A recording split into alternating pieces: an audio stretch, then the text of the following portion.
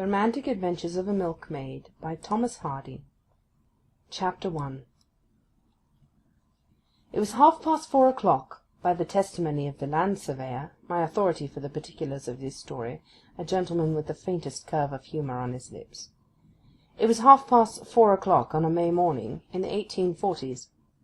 A dense white fog hung over the valley of the Exe, ending against the hills on either side. But though nothing in the vale could be seen from higher ground, notes of different kinds gave pretty clear indications that bustling life was going on there. This audible presence and visual absence of an active scene had a peculiar effect above the fog level.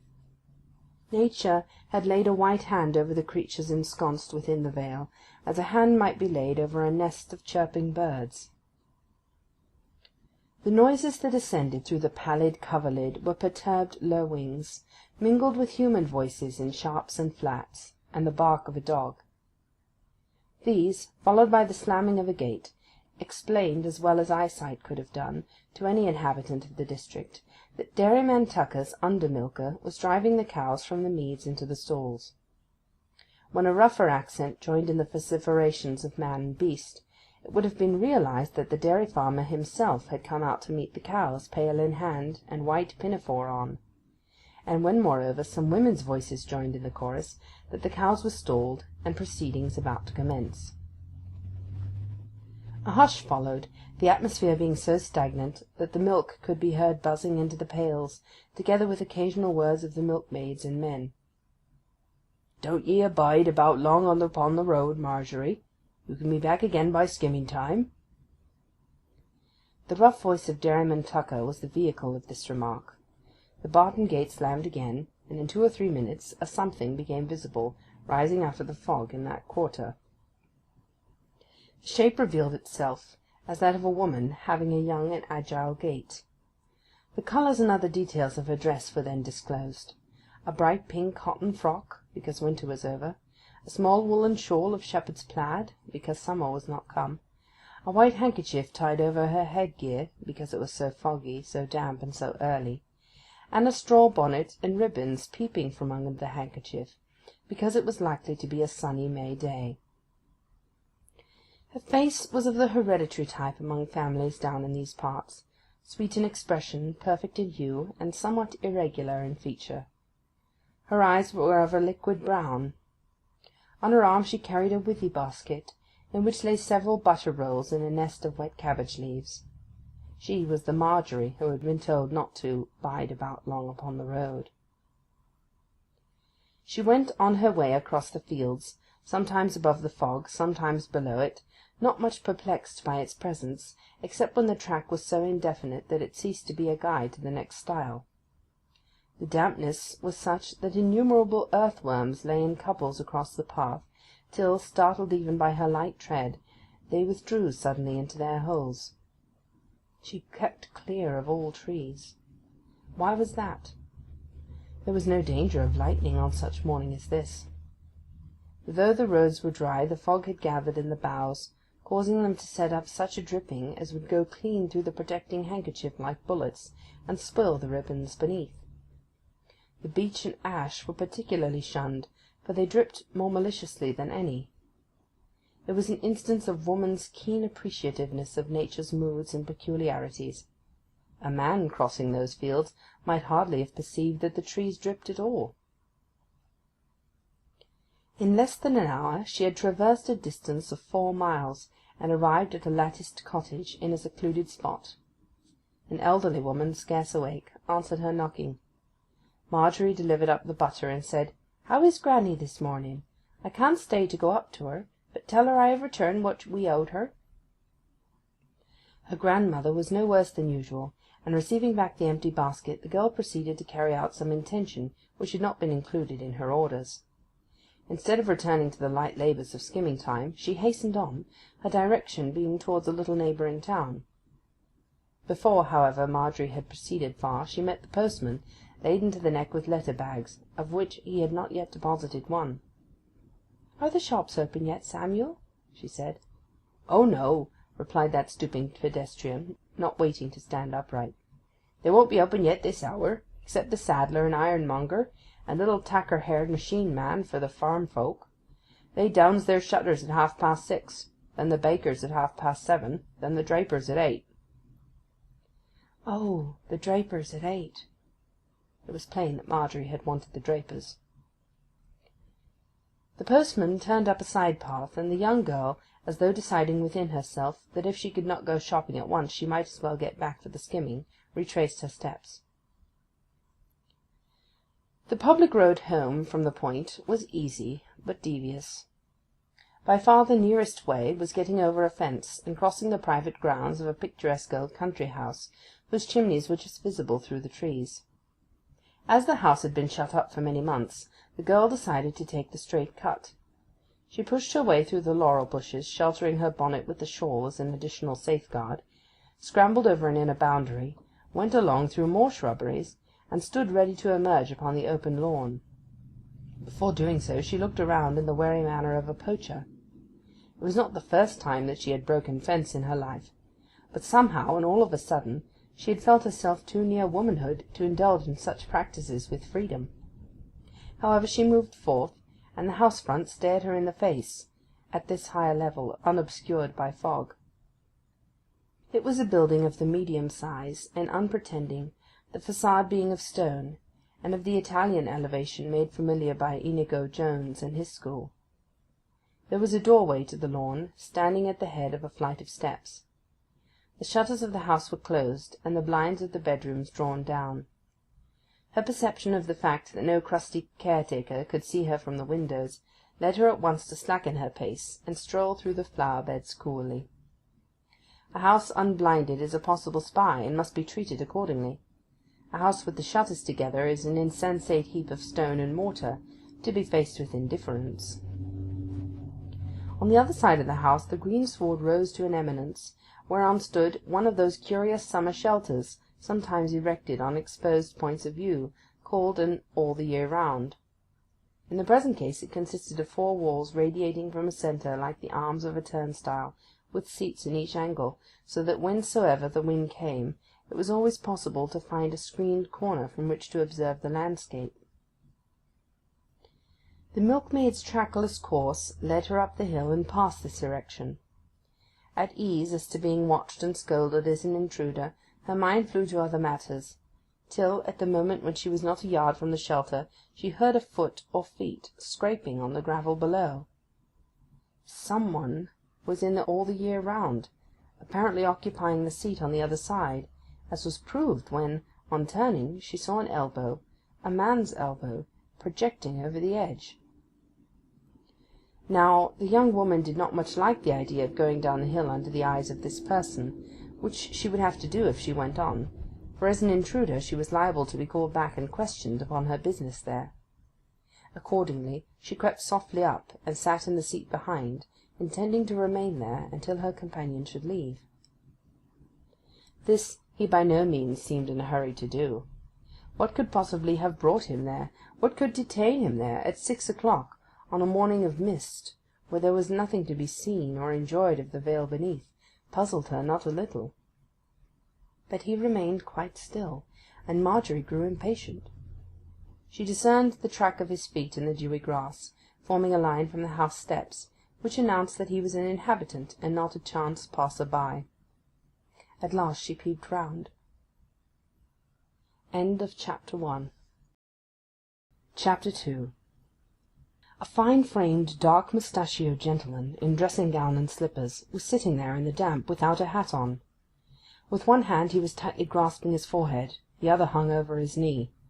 The attitude bespoke with sufficient clearness a mental condition of anguish. He was quite a different being from any of the men to whom her eyes were accustomed. She had never seen mustachios before, for they were not worn by civilians in Lower Wessex at this date. His hands and his face were white, to her view deadly white, and he heeded nothing outside his own existence. There he remained as motionless as the bushes around him. Indeed, he scarcely seemed to breathe. Having imprudently advanced thus far, Margery's wish was to get back in the same unseen manner, but in moving her foot for the purpose it grated on the gravel. He stood up with an air of bewilderment, and slipped something into the pocket of his dressing-gown. She was almost certain that it was a pistol. The pair stood looking blankly at each other. "My God! Who are you?" he asked sternly, and with not altogether an English articulation. "What do you do here?" Marjorie had already begun to be frightened at her boldness in invading the lawn and pleasure seat. The house had a master, and she had not known of it. "My name is Margaret Tucker, sir," she said meekly. "My father is Dairyman Tucker. We live at Silverthorn Dairy House." "What are you doing here at this hour of the morning?" She told him, even to the fact that she had climbed over the fence. "And what made you peep round at me?" "I saw your elbow, sir, and I wondered what you were doing." "And what was I doing?" "Nothing. You had one hand on your forehead and the other on your knee. I do hope you are not ill, sir, or in deep trouble." Marjorie had sufficient tact to say nothing about the pistol. "What difference would it make to you if I were ill or in trouble? You don't know me." She returned no answer, feeling that she might have taken a liberty in expressing sympathy. But looking furtively up at him, she discerned to her surprise that he seemed affected by her humane wish, simply as it had been expressed. She had scarcely conceived that such a tall dark man could know what gentle feelings were. "Well, I am much obliged to you for caring how I am," said he, with a faint smile and an affected lightness of manner, which even to her only rendered more apparent the gloom beneath. "I have not slept this past night. I suffer from sleeplessness. Probably you do not." Marjorie laughed a little, and he glanced with interest at the comely picture she presented. Her fresh face, brown hair, candid eyes, unpractised manner, country dress, pink hands, empty wicker basket, and the handkerchief over her bonnet. "Well," he said after scrutiny, "I need hardly have asked such a question of one who is nature's own image. Ah, but my good little friend," he added, recurring to his bitter tone and sitting wearily down, "you don't know what great clouds can hang over some people's lives, and what cowards some men are in the face of them. To escape themselves they travel, take picturesque houses, and engage in country sports. But here it is so dreary, and the fog was horrible this morning." "Why, this is only the pride of the morning," said Marjorie. "By and by it will be a beautiful day." She was going on her way forthwith, but he detained her with words, talking on every innocent little subject he could think of. He had an object in keeping her there more serious than his words would imply. It was as if he feared to be left alone. While they still stood, the misty figure of the postman, whom Marjorie had left a quarter of an hour earlier to follow her sinuous course, crossed the grounds below them on his way to the house.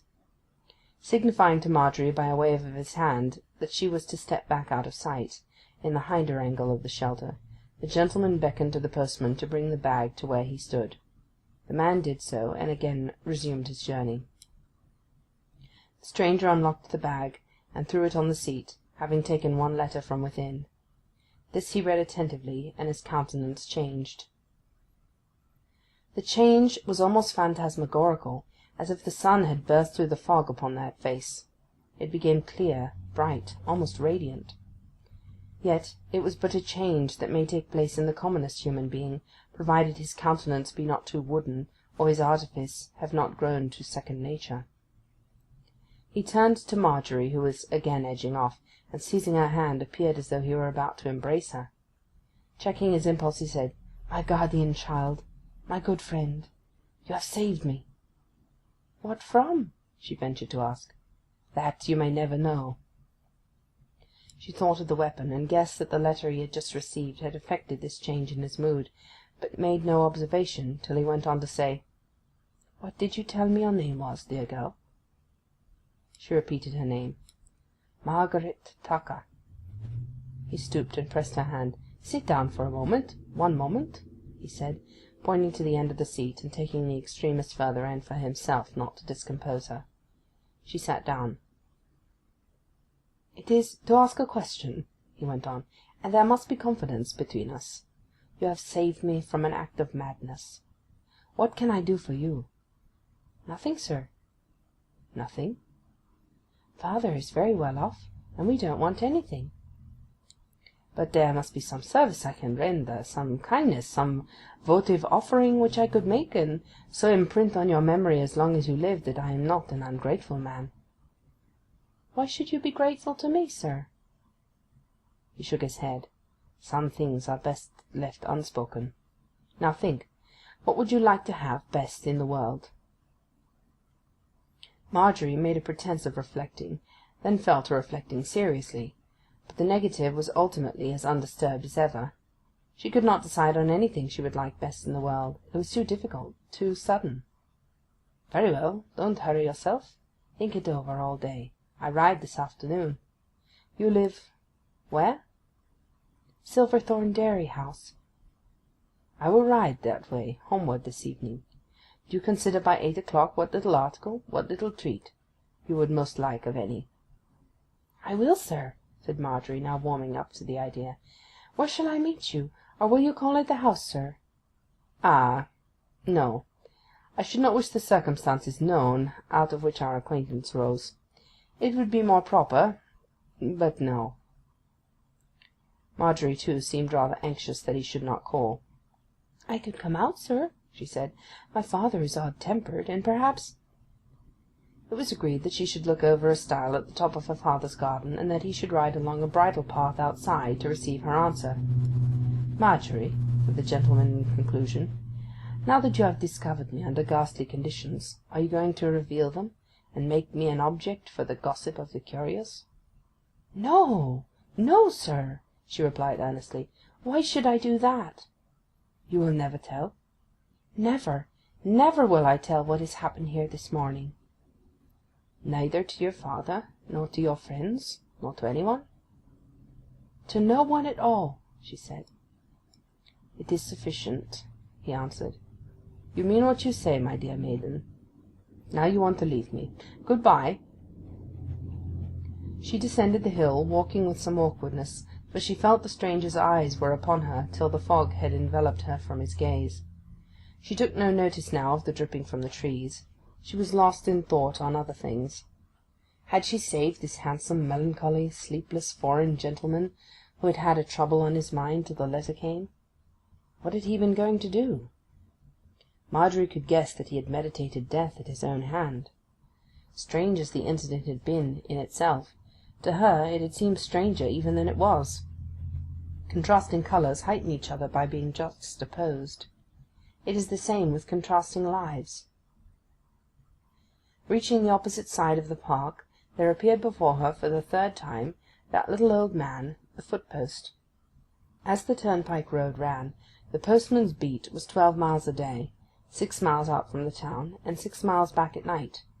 But what with zigzags, devious ways, offsets to country seats, curves to farms, looped courses, and triangles to outlying hamlets, the ground actually covered by him was nearer 21 miles. Hence it was that Marjorie, who had come straight, was still abreast of him despite her long pause. The weighty sense that she was mixed up in a tragical secret with an unknown and handsome stranger prevented her joining very readily in chat with the postman for some time. But a keen interest in her adventure caused her to respond at once, when the bowed man of mails said, "You hit athwart the grounds of Mount Lodge, Miss Marjorie, or you wouldn't have met me here. Well, somebody hae took the old place at last." In acknowledging her route, Marjorie brought herself to ask who the new gentleman might be. "Guide the girl's heart! What, don't she know? And yet how should ye? He's only just a come. Well, nominal, he's a fishing gentleman, come for the summer only. But more to the subject, he's a foreign noble that's lived in England so long as to be without any true country. Some of his letters call him baron, some squire, so that he must be born to something that can't be earned by elbow-grease and Christian conduct. He was out this morning a-watching the fog. 'Postman,' he said, 'good morning, give me the bag.' Oh, yes, he's a civil, genteel nobleman enough." "Took the house for fishing, did he?" "That's what they say, and as it can be for nothing else, I suppose it's true. But in final, his health's not good, I believe. He's been living too rithe. The London smoke got into his windpipe till he couldn't eat. However, I shouldn't mind having the run of his kitchen." "And what is his name?" Ah, there you have me. 'Tis a name no man's tongue can tell, or even woman's, except by pen and ink, and good scholarship. It begins with X. And who, without the machinery of a clock's insides, can speak that? But here 'tis, from his letters." The postman with his walking-stick wrote upon the ground, "Baron von Xanten." End of chapter 2. Chapter 3. The day, as she had prognosticated, turned out fine, for weather wisdom was imbibed with their milksops by the children of the X-Vale. The impending meeting excited Marjorie, and she performed her duties in her father's house with mechanical unconsciousness. Milking, skimming, cheese-making were done.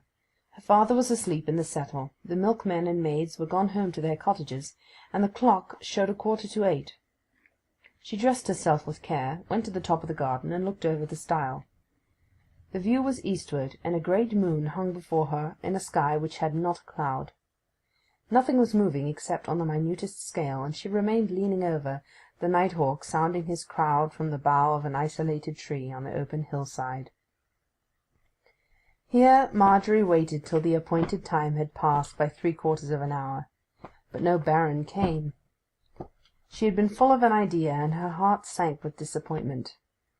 Then at last the pacing of a horse became audible on the soft path without, leading up from the water-meads, simultaneously with which she beheld the form of the stranger riding home as he had said. The moonlight so flooded her face as to make her very conspicuous in the garden gap. "Ah, my maiden, what is your name?" "Marjorie," he said. "How came you here?" "But of course I remember. We were to meet, and it was to be at 8. Pro pudor! I have kept you waiting." "It doesn't matter, sir. I've thought of something." "Thought of something?" "Yes, sir. You said this morning that I was to think what I would like best in the world, and I have made up my mind." "I did say so, to be sure I did," he replied, collecting his thoughts. "I remember to have had good reason for gratitude to you." He placed his hand to his brow, and in a minute alighted, and came up to her with the bridle in his hand. "I was to give you a treat or present, and you could not think of one. Now you have done so. Let me hear what it is, and I'll be as good as my word." "To go to the yeomanry ball that's to be given this month." "The yeomanry ball. Yeomanry ball?" he murmured, as if of all requests in the world this was what he had least expected. "Where is what you call the yeomanry ball?" "At Exonbury." "Have you ever been to it before?" "No, sir." "Or to any ball?" "No." "But did I not say a gift, a present?" "Or a treat." "Ah, yes, or a treat," he echoed, with the air of one who finds himself in a slight fix. "But with whom would you propose to go?" "I don't know. I have not thought of that yet." "You have no friend who could take you, even if I got you an invitation?" Marjorie looked at the moon. "No one who can dance," she said, adding with hesitation, "I was thinking that perhaps—" "But, my dear Marjorie," he said, stopping her as if he half divined what her simple dream of a cavalier had been, "it is very odd that you can think of nothing else than going to a yeomanry ball. Think again. You are sure there is nothing else?" "Quite sure, sir," she decisively answered. At first nobody would have noticed in that pretty young face any sign of decision, yet it was discoverable. The mouth, though soft, was firm in line, the eyebrows were distinct, and extended near to each other. "I have thought of it all day," she continued sadly. "Still, sir, if you are sorry you offered me anything, I can let you off." "Sorry? Certainly not, Marjorie," he said, rather nettled. "I'll show you that whatever hopes I have raised in your breast I am honourable enough to gratify. If it lies in my power," he added with sudden firmness, "you shall go to the yeomanry ball. In what building is it to be held?" "In the assembly room." "And would you be likely to be recognized there? Do you know many people?" "Not many, sir. None, I may say. I know nobody who goes to balls." "Ah, well, you must go, since you wish it. And if there is no other way of getting over the difficulty of having nobody to take you, I'll take you myself. Would you like me to do so? I can dance." "Oh, yes, sir, I know that, and I thought you might offer to do it. But would you bring me back again?" "Of course I'll bring you back. But, by the by, can you dance?" "Yes." "What?" "Reels and jigs and country dances, like the New Rigged Ship, and Follow My Lover, and Haste to the Wedding, and the College Hornpipe, and the Favourite Quickstep, and Captain White's Dance." "A very good list, very good. But unluckily I fear they don't dance any of those now. But if you have the instinct, we may soon cure your ignorance. Let me see you dance a moment." She stood out into the garden path, the stile being still between them, and seizing a side of her skirt with each hand, performed the movements which are even yet far from uncommon in the dances of the villagers of Merry England. But her motions, though graceful, were not precisely those which appear in the figures of a modern ball-room.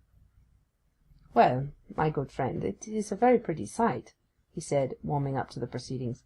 "But you dance too well. You dance all over your person, and that's too thorough a way for the present day. I should say it was exactly how they danced in the time of your poet Chaucer. But as people don't dance like it now, we must consider. First I must inquire more about this ball, and then I must see you again."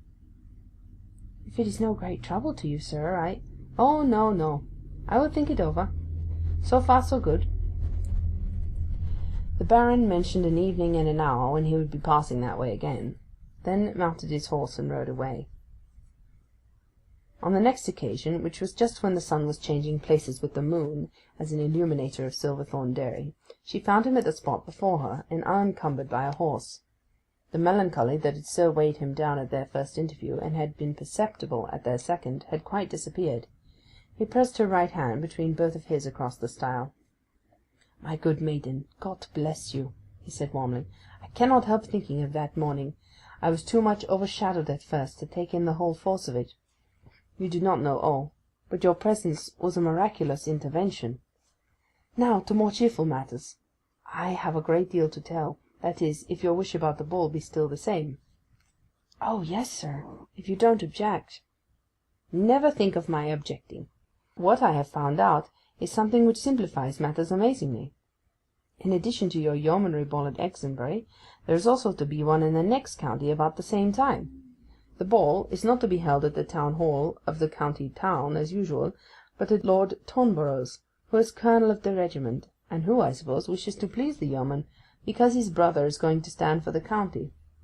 Now I find I could take you there very well, and the great advantage of that ball over the yeomanry ball in this county is, that there you would be absolutely unknown, and I also. But do you prefer your own neighbourhood?" "Oh no, sir, it is a ball I long to see. I don't know what it is like. It does not matter where." "Good. Then I shall be able to make much more of you there, where there is no possibility of recognition. That being settled, the next thing is the dancing. Now reels and such things do not do. For think of this. There is a new dance at Almack's and everywhere else, over which the world has gone crazy." "How dreadful!" "Ah, but that is a mere expression. Gone mad. It is really an ancient Scythian dance. But such is the power of fashion that, having once been adopted by society, this dance has made the tour of the continent in one season." "What is its name, sir?"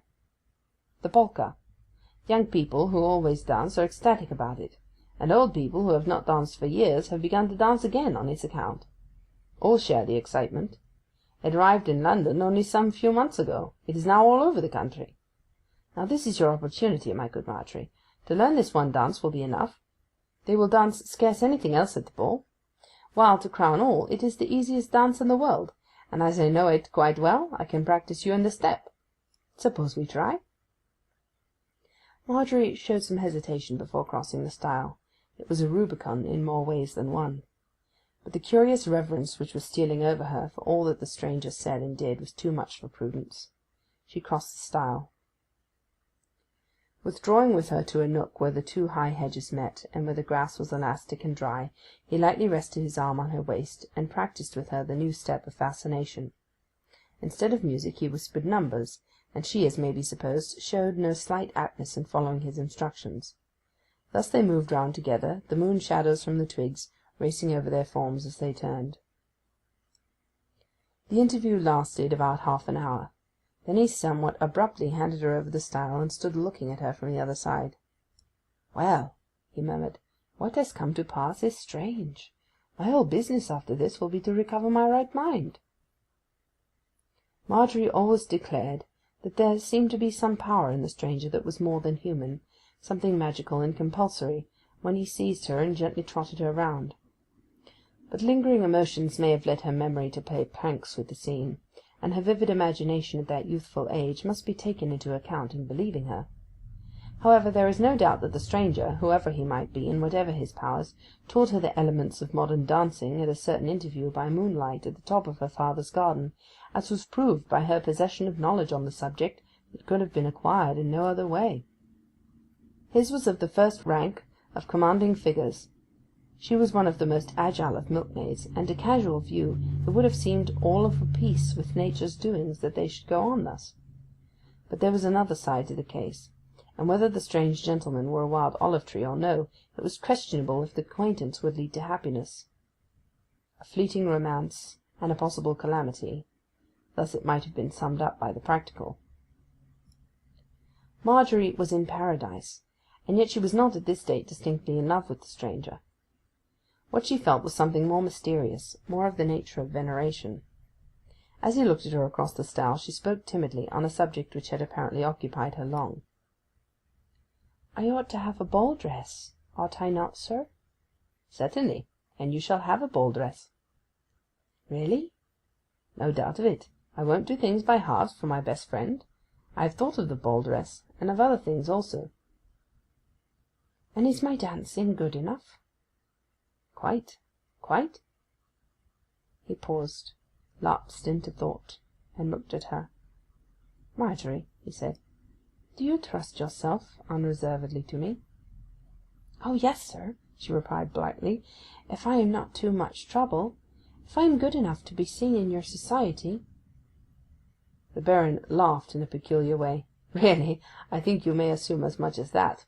However, to business. The ball is on the 25th, that is next Thursday week, and the only difficulty about the dress is the size. Suppose you lend me this." And he touched her on the shoulder to signify a tight little jacket she wore. Marjorie was all obedience. She took it off and handed it to him. The Baron rolled and compressed it with all his force till it was about as large as an apple dumpling, and put it into his pocket. "The next thing," he said, "is about getting the consent of your friends to your going.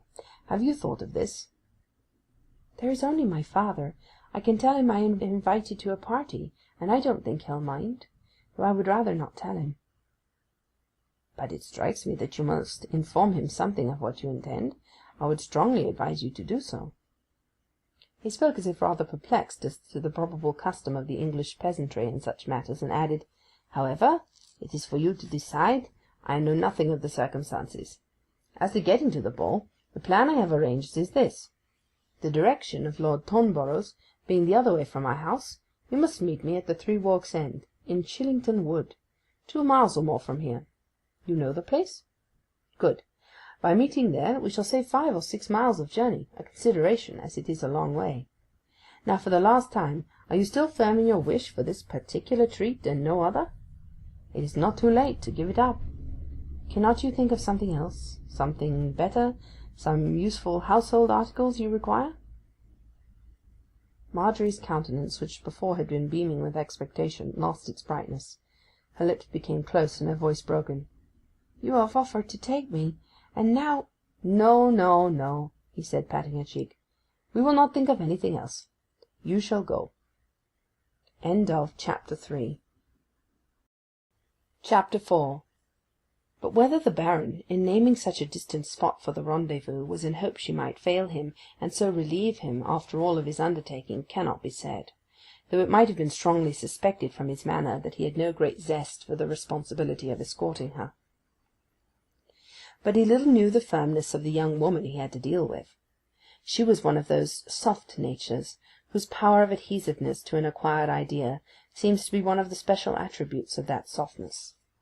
To go to a ball with this mysterious personage of romance was her ardent desire and aim, and none the less in that she trembled with fear and excitement at her position in so aiming. She felt the deepest awe, tenderness, and humility towards the Baron of the strange name, and yet she was prepared to stick to her point. Thus it was that the afternoon of the eventful day found Margery trudging her way up the slopes from the vale to the place of appointment. She walked to the music of innumerable birds, which increased as she drew away from the open meads towards the groves. She had overcome all difficulties. After thinking out the question of telling or not telling her father, she had decided that to tell him was to be forbidden to go. Her contrivance, therefore, was this: to leave home this evening on a visit to her invalid grandmother, who lived not far from the Baron's house, but not to arrive at her grandmother's till breakfast-time next morning. Who would suspect an intercalated experience of 12 hours with the Baron at a ball? That this piece of deception was indefensible she afterwards owned readily enough, but she did not stop to think of it then.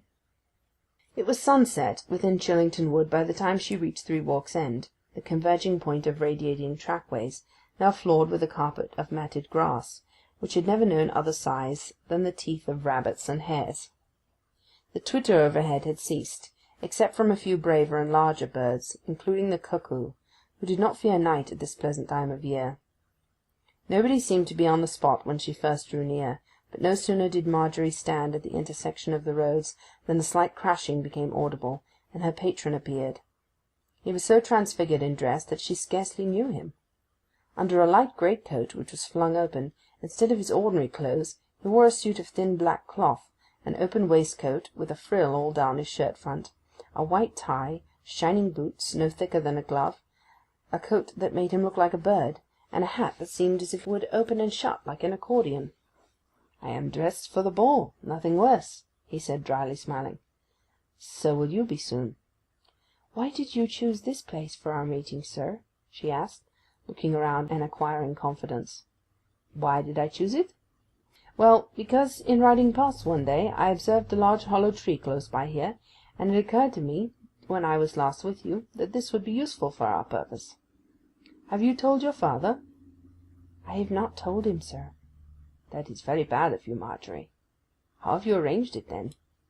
She briefly related her plan, on which he made no comment, but taking her by the hand as if she were a little child, he led her through the undergrowth to a spot where the trees were older, and standing at wider distances. Among them was the tree he had spoken of, an elm, huge, hollow, distorted, and headless, with a rift in its side. "Now go inside," he said, "before it gets any darker. You will find there everything you want. At any rate, if you do not, you must do without it. I'll keep watch, and don't be longer than you can help to be." "What am I to do, sir?" asked the puzzled maiden. "Go inside, and you will see. When you are ready, wave your handkerchief at that hole." She stooped into the opening. The cavity within the tree formed a lofty circular apartment, 4 or 5 feet in diameter, to which daylight entered at the top, and also through a round hole about 6 feet from the ground, marking the spot at which a limb had been amputated in the tree's prime. The decayed wood of cinnamon brown, forming the inner surface of the tree, and the warm evening glow, reflected in at the top, suffused the cavity with a faint, mellow radiance. But Margery had hardly given herself time to heed these things. Her eye had been caught by objects of quite another quality. A large white oblong paper box lay against the inside of the tree. Over it on a splinter hung a small oval looking-glass. Margery seized the idea in a moment. She pressed through the rift into the tree, lifted the cover of the box, and behold, there was disclosed within a lovely white apparition in a somewhat flattened state. It was the ball dress. This marvel of art was, briefly, a sort of heavenly cobweb. It was a gossamer texture of precious manufacture, artistically festooned in a dozen flounces or more. Margery lifted it, and could hardly refrain from kissing it. Had any one told her before this moment that such a dress could exist, she would have said, "No, it's impossible." She drew back, went forward, flushed, laughed, raised her hands. To say that the maker of that dress had been an individual of talent was simply understatement. He was a genius, and she sunned herself in the rays of his creation. She then remembered that her friend without had told her to make haste, and she spasmodically proceeded to array herself. In removing the dress she found satin slippers, gloves, a handkerchief nearly all lace, a fan, and even flowers for the hair. "Oh, how could he think of it?" she said, clasping her hands and almost crying with agitation. "And the glass! How good of him!" Everything was so well prepared that to clothe herself in these garments was a matter of ease. In a quarter of an hour she was ready, even to shoes and gloves. But what led her more than anything else into admiration of the Baron's foresight was the discovery that there were half a dozen pairs each of shoes and gloves of varying sizes, out of which she selected a fit. Marjorie glanced at herself in the mirror, as much as she could see of herself. The image presented was superb. Then she hastily rolled up her old dress, put it in the box, and thrust the latter on a ledge as high as she could reach. Standing on tiptoe, she waved the handkerchief through the upper aperture, and bent to the rift to go out. But what a trouble stared her in the face! The dress was so airy, so fantastical, and so extensive, that to get out in her new clothes by the rift which had admitted her in her old ones was an impossibility. She heard the Baron's steps crackling over the dead sticks and leaves. "Oh, sir!" she began in distress. "What? Can't you dress yourself?" he inquired from the back of the trunk.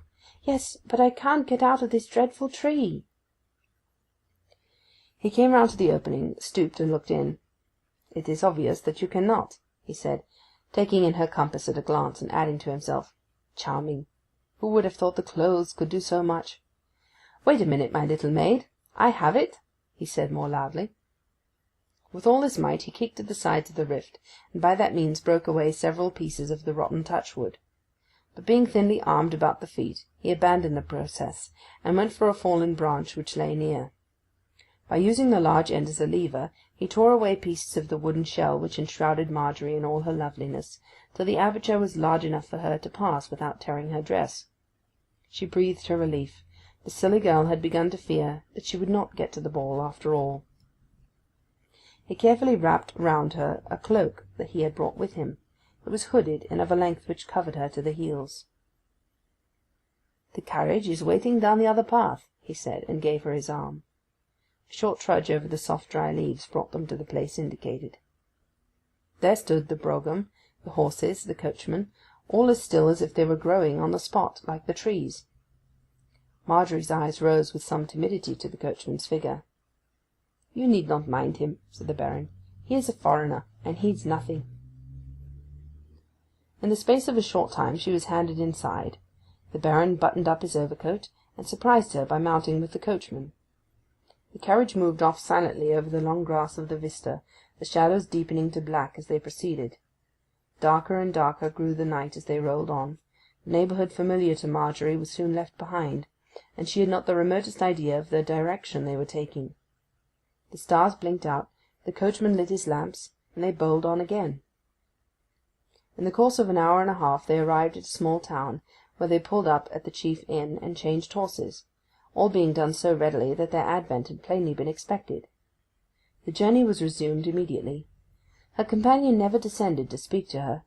Whenever she looked out, there he sat upright on his perch, with the mien of a person who had a difficult duty to perform, and who meant to perform it properly at all costs. But Marjorie could not help feeling a certain dread at her situation, almost indeed a wish that she had not come. Once or twice she thought, "Suppose he is a wicked man, who is taking me off to a foreign country, and will never bring me home again." But a characteristic persistence and an original idea sustained her against these misgivings, except at odd moments. One incident in particular had given her confidence in her escort. She had seen a tear in his eye when she expressed her sorrow for his troubles. He may have divined that her thoughts would take an uneasy turn, for when they stopped for a moment in ascending a hill he came to the window. "Are you tired, Marjorie?" he asked kindly. "No, sir." "Are you afraid?" "No, sir. But it is a long way." "We are almost there," he answered. "And now, Marjorie," he said in a lower tone, "I must tell you a secret. I have obtained this invitation in a peculiar way. I thought it best for your sake not to come in my own name, and this is how I have managed.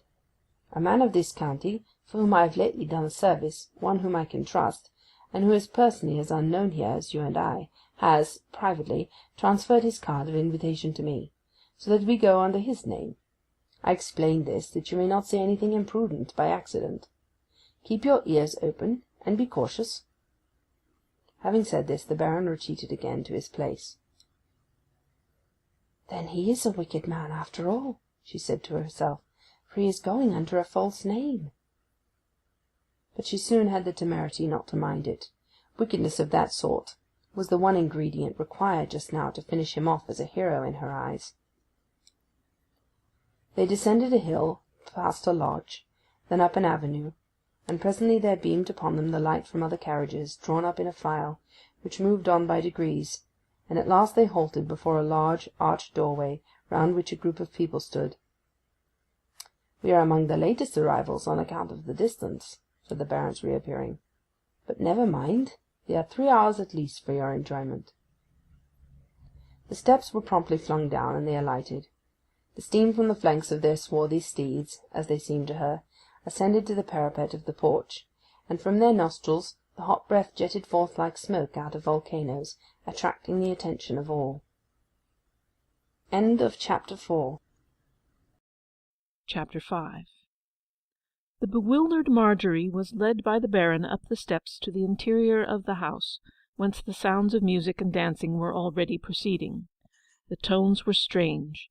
At every fourth beat a deep and mighty note throbbed through the air, reaching Marjorie's soul with all the force of a blow. "What is that powerful tune, sir? I have never heard anything like it," she said. "The drum polka," answered the Baron. "The strange dance I spoke of, and that we practised, introduced from my country and other parts of the continent." Her surprise was not lessened when, at the entrance to the ballroom, she heard the names of her conductor and herself announced as Mr. and Miss Brown. However, nobody seemed to take any notice of the announcement, the room beyond being in a perfect turmoil of gaiety, and Marjorie's consternation at sailing under false colours subsided. At the same moment she observed awaiting them a handsome, dark-haired, rather petite lady in cream-coloured satin. "Who is she?" asked Marjorie of the Baron. "She is the lady of the mansion," he whispered. "She is the wife of a peer of the realm, the daughter of a marquis, has 5 Christian names, and hardly ever speaks to commoners, except for political purposes." "How divine! What joy to be here!" murmured Marjorie, as she contemplated the diamonds that flashed from the head of her ladyship, who was just inside the ballroom door, in front of a little gilded chair, upon which she sat in the intervals between one arrival and another. She had come down from London at great inconvenience to herself, openly to promote this entertainment. As Mr. and Miss Brown expressed absolutely no meaning to Lady Toneborough, for there were 3 Browns already present in this rather mixed assembly, and as there was possibly a slight awkwardness in poor Marjorie's manner, Lady Toneborough touched their hands lightly with the tips of her long gloves, said "How do you do?" and turned round for more comers. Ah, if she only knew we were a rich baron and his friend, not Mr. and Miss Brown at all. She wouldn't receive us like that, would she? Whispered Marjorie confidentially. Indeed she wouldn't, dryly said the Baron. Now let us drop into the dance at once. Some of the people here, you see, dance much worse than you. Almost before she was aware, she had obeyed his mysterious influence, by giving him one hand, placing the other upon his shoulder, and swinging with him round the room to the steps she had learnt on the sward. At the first glance the apartment had seemed to her to be floored with black ice, the figures of the dancers appearing upon it upside down. At last she realized that it was highly polished oak, but she was none the less afraid to move. "I am afraid of falling down," she said. "Lean on me. You will soon get used to it," he replied. "You have no nails in your shoes now, dear." His words, like all his words to her, were quite true. She found it amazingly easy in a brief space of time. The floor, far from hindering her, was a positive assistance to one of her natural agility and litheness. Moreover, her marvellous dress of 12 flounces inspired her as nothing else could have done. Externally a new creature, she was prompted to new deeds. To feel as well dressed as the other women around her is to set any woman at her ease, whencesoever she may have come. To feel much better dressed is to add radiance to that ease. Her prophet's statement on the popularity of the polka at this juncture was amply borne out. It was among the first seasons of its general adoption in country houses. The enthusiasm it excited tonight was beyond description, and scarcely credible to the youth of the present day. A new motive power had been introduced into the world of poesy, the polka, as a counterpoise to the new motive power that had been introduced into the world of prose, steam. 20 finished musicians sat in the music gallery at the end, with romantic mop-heads of raven hair, under which their faces and eyes shone like fire under coals. The nature and object of the ball had led to its being very inclusive. Every rank was there, from the peer to the smallest yeoman, and Marjorie got on exceedingly well, particularly when the recuperative powers of supper had banished the fatigue of her long drive. Sometimes she heard people saying, "Who are they? Brother and sister? Father and daughter? And never dancing except with each other? How odd!" But of this she took no notice.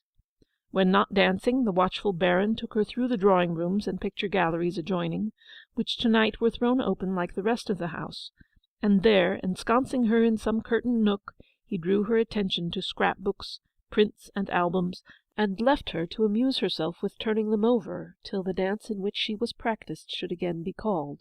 Marjorie would much have preferred to roam about during these intervals, but the words of the Baron were law, and as he commanded, so she acted. In such alternations the evening winged away, till at last came the gloomy words, "Marjorie, our time is up." "One more, only one," she coaxed, for the longer they stayed the more freely and gaily moved the dance. This entreaty he granted, but on her asking for yet another he was inexorable.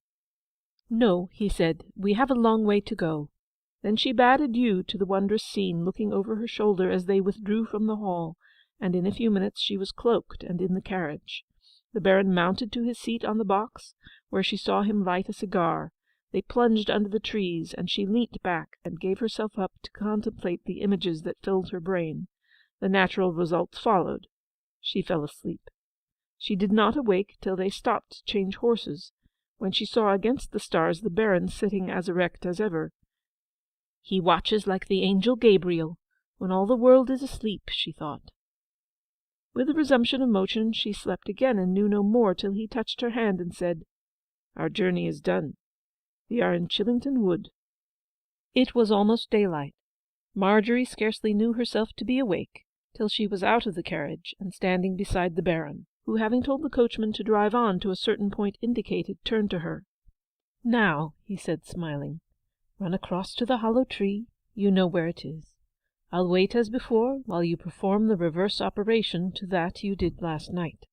She took no heed of the path now, nor regarded whether her pretty slippers became scratched by the brambles or no. A walk of a few steps brought her to the particular tree which she had left about 9 hours earlier. It was still gloomy at this spot, the morning not being clear.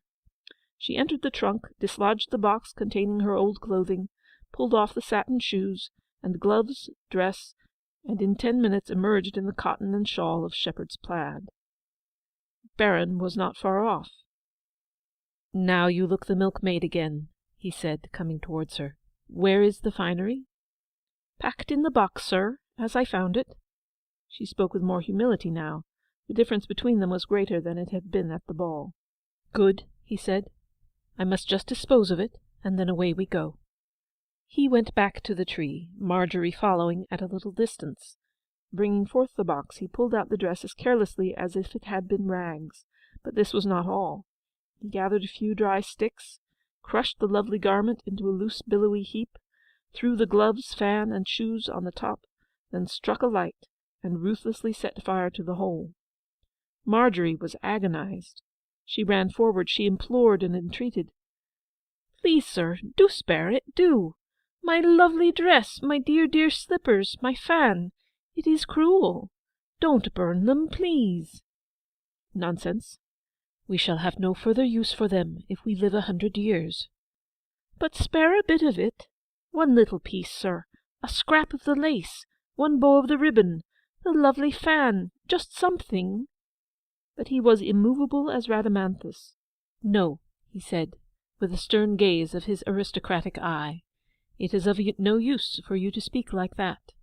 These things are my property. I undertook to gratify you in what you might desire, because you had saved my life. To go to a ball, you said.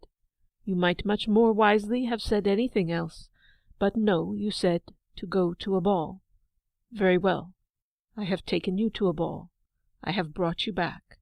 The clothes were only the means, and I dispose of them my own way. Have I not a right to?" "Yes, sir," she said meekly. He gave the fire a stir, and lace and ribbons and the 12 flounces and the embroidery and all the rest crackled and disappeared. He then put in her hands the butter basket she had brought to take on to her grandmother's, and accompanied her to the edge of the wood, where it merged in the undulating open country in which her grandam dwelt. "Now, Marjorie," he said, "here we part. I have performed my contract, at some awkwardness if I was recognized, but never mind that. How do you feel? Sleepy?" "Not at all, sir," she said. "That long nap refreshed you, eh? Now you must make me a promise, that if I require your presence at any time, you will come to me. I am a man of more than one mood," he went on with sudden solemnity, "and I may have desperate need of you again, to deliver me from that darkness as of death which sometimes encompasses me. Promise it, Marjorie. Promise it, that no matter what stands in the way, you will come to me if I require you." "I would have, if you had not burnt my pretty clothes," she pouted. "Ah, ungrateful. Indeed, then, I will promise, sir," she said from her heart. "Wherever I am, if I have bodily strength, I will come to you." He pressed her hand. "It is a solemn promise," he replied. "Now I must go, for you know your way." "I shall hardly believe that it has not been all a dream," she said, with a childish instinct to cry at his withdrawal. "There will be nothing left of last night, nothing of my dress, nothing of my pleasure, nothing of the place." "You shall remember it in this way," said he. "We'll cut our initials on this tree as a memorial, so that whenever you walk this path you will see them." Then with a knife he inscribed on the smooth bark of a beech tree the letters M.T., and underneath a large X. "What, have you no Christian name, sir?" she said. "Yes, but I don't use it. Now, goodbye, my little friend." "What will you do with yourself today, when you are gone from me?" he lingered to ask. "Oh, I shall go to my granny's," she replied with some gloom, "and have breakfast and dinner and tea with her, I suppose, and in the evening I shall go home to Silverthorn Dairy, and perhaps Jim will come to meet me, and all will be the same as usual." "Who is Jim?" "Oh, he's nobody, only the young man I've got to marry some day." "What? You engaged to be married? Why didn't you tell me this before?" I don't know, sir." "What is the young man's name?" "James Hayward." "What is he?" "A master lime-burner." "Engaged to a master lime-burner, and not a word of this to me! Marjorie, Marjorie! When shall a straightforward one of your sex be found? Subtle even in your simplicity! What mischief have you caused me to do through not telling me this? I wouldn't have so endangered anybody's happiness for £1,000. Wicked girl that you were! Why didn't you tell me?" "Oh, I thought I'd better not," said Marjorie, beginning to be frightened. "But don't you see and understand that if you are already the property of a young man, and he were to find out this night's excursion, he may be angry with you and part from you forever? With him already in the field, I had no right to take you at all. He undoubtedly ought to have taken you, which really might have been arranged if you had not deceived me by saying you had nobody." Marjorie's face wore that aspect of woe which comes from the repentant consciousness of having been guilty of an enormity. "But he wasn't good enough to take me, sir," she said, almost crying. "And he isn't absolutely my master until I've married him, is he?" "That's a subject I cannot go into. However, we must alter our tactics. Instead of advising you, as I did at first, to tell of this experience to your friends, I must now impress on you that it will be best to keep a silent tongue on the matter, perhaps for ever and ever. It may come right some day, and you may be able to say, 'All's well that ends well.' Now good morning, my friend. Think of Jim, and forget me." "Ah, perhaps I can't do that," she said, with a tear in her eye and a full throat. "Well, do your best. I can say no more." He turned and retreated into the wood, and Marjorie, sighing, went on her way. End of Chapter 5. Chapter 6. Between 6 and 7 o'clock in the evening of the same day, a young man descended the hills into the valley of the Exe, at a point about midway between Silverthorn and the residence of Marjorie's grandmother, 4 miles to the east. He was a thoroughbred son of the country, as far removed from what is known as the provincial, as the latter is from the out-and-out gentleman of culture. His trousers and waistcoat were of fustian, almost white, but he wore a jacket of old-fashioned blue West of England cloth, so well preserved that evidently the article was relegated to a box whenever its owner engaged in such active occupations as he usually pursued. His complexion was fair, almost florid, and he had scarcely any beard. A novel attraction about this young man, which a glancing stranger would know nothing of, was a rare and curious freshness of atmosphere that appertained to him, to his clothes, to all his belongings, even to the room in which he had been sitting. It might almost have been said that by adding him and his implements to an overcrowded apartment, you made it healthful. This resulted from his trade. He was a lime-burner. He handled lime daily, and in return the lime rendered him an incarnation of salubrity. His hair was dry, fair, and frizzled, the latter possibly by the operation of the same caustic agent. He carried as a walking-stick a green sapling, whose growth had been contorted to a corkscrew pattern by a twining honeysuckle. As he descended to the level ground of the water meadows, he cast his glance westward with a frequency that revealed him to be in search of some object in the distance. It was rather difficult to do this, the low sunlight dazzling his eyes by glancing from the river away there, and from the carriers, as they were called, in his path, narrow artificial brooks for conducting the water over the grass. His course was something of a zigzag from the necessity of finding points in these carriers convenient for jumping. Thus peering and leaping and winding, he drew near the Exe, the central river of the miles-long mead. A moving spot became visible to him in the direction of his scrutiny, mixed up with the rays of the same river. The spot got nearer, and revealed itself to be a slight thing of pink cotton and shepherd's plaid, which pursued a path on the brink of the stream. The young man so shaped his trackless course as to impinge on the path a little ahead of this coloured form, and when he drew near her he smiled and reddened. The girl smiled back to him, but her smile had not the life in it that the young man's had shown. "My dear Marjorie, here I am," he said gladly in an undertone, as with a last leap he crossed the last intervening carrier and stood at her side. "You've come all the way from the kiln on purpose to meet me, and you shouldn't have done it," she reproachfully returned. "We finished there at 4, so it was no trouble, and if it had been, why, I should ha' come." A small sigh was the response. "What, you're not even so glad to see me as you would be to see your dog or cat?" he continued.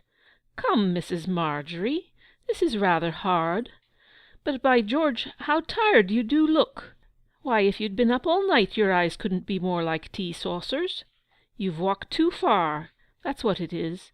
The weather is getting warm now, and the air of these low-lying meads is not strengthening in summer. I wish you lived up on higher ground with me, beside the kiln. You'd get as strong as a hoss. Well, there, all that will come in time." Instead of saying yes, the fair maid repressed another sigh. "What, won't it then?" he said. "I suppose so," she answered. "If it is to be, it is." "Well said, very well said, my dear." "And if it isn't to be, it isn't." "What, who's been putting that in your head? Your grumpy granny, I suppose. However, how is she?" "Marjorie, I've been thinking to-day, in fact I was thinking it yesterday and all the week, that really we might settle our little business this summer." "This summer," she repeated with some dismay. "But the partnership. Remember, it was not to be till after that was completed." "There I have ye," said he, taking the liberty to pat her shoulder, and the further liberty of advancing his hand behind it to the other. "The partnership is settled. 'Tis Vine and Hayward, lime-burners now, and Richard Vine no longer. Yes, cousin Richard has settled it so, for a time at least, and 'tis to be painted on the carts this week. Blue letters, yaller ground. I'll boss one of 'em, and drive en round to your door as soon as the paint is dry, to show 'ee how it looks.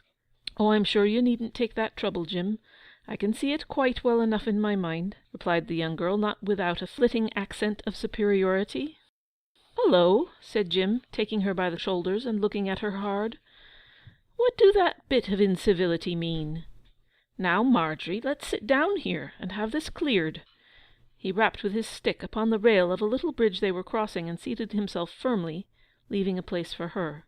"But I want to get home along, dear Jim," she coaxed. "Fidgets. Sit down, there's a dear. I want a straightforward answer, if you please. In what month, and on what day of the month, will you marry me?"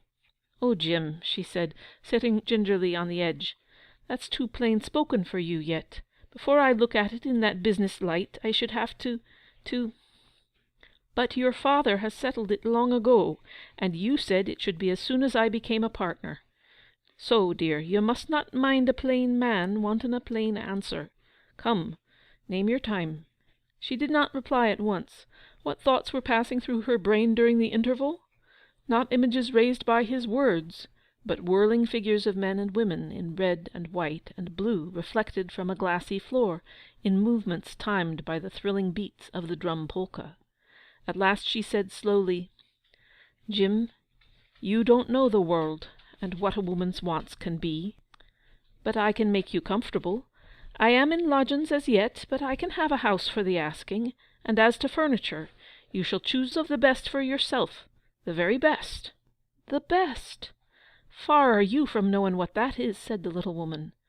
"There be ornaments such as you never dream of, work-tables that would set you in a maze, silver candlesticks, tea and coffee pots that would dazzle your eyes, teacups and saucers, gilded all over with guinea gold, heavy velvet curtains, gold clocks, pictures, and looking-glasses beyond your very dreams. So don't say I shall have the best." Said Jim gloomily, and fell into reflection. "Where did you get those high notions from, Marjorie?" he presently inquired. "I'll swear you hadn't got 'em a week ago." She did not answer, and he added, "You don't expect to have such things, I hope, deserve them as you may." "I was not exactly speaking of what I wanted," she said severely. "I said things a woman could want, and since you wish to know what I can want to quite satisfy me, I assure you I can want those." "You are a pink and white conundrum, Marjorie," he said, "and I give you up for tonight. Anybody would think the devil had showed you all the kingdoms of the world since I saw you last." She reddened. "Perhaps he has," she murmured, then arose, he following her, and they soon reached Marjorie's home, approaching it from the lower or meadow side, the opposite to that of the garden top where she had met the Baron. "You'll come in, won't you, Jim?" she said, with more ceremony than heartiness. "No, I think not tonight," he answered. "I'll consider what you've said." "You're very good, Jim," she returned lightly. "Good-bye." The end of Chapter 6. Chapter 7. Jim thoughtfully retraced his steps. He was a village character, and he had a villager's simplicity, that is, the simplicity which comes from the lack of a complicated experience. But simple by nature he certainly was not. Among the rank and file of rustics he was quite a Talleyrand, or rather had been one, till he lost a good deal of his self-command by falling in love. Now, however, that the charming object of his distraction was out of sight, he could deliberate, and measure, and weigh things with some approach to keenness. The substance of his queries was, what change had come over Marjorie? Whence these new notions? Ponder as he would, he could evolve no answer save one, which, eminently unsatisfactory as it was, he felt it would be unreasonable not to accept: that she was simply skittish and ambitious by nature, and would not be hunted into matrimony till he had provided a well-adorned home. Jim retrod the miles to the kiln, and looked to the fires. The kiln stood in a peculiar, interesting, even impressive spot. It was the end of a short ravine in a limestone formation, and all round was an open hilly down. The nearest house was that of Jim's cousin and partner, which stood on the outskirts of the down beside the turnpike road. From this house a little lane wound between the steep escarpments of the ravine till it reached the kiln, which faced down the miniature valley, commanding it as a fort might command a defile.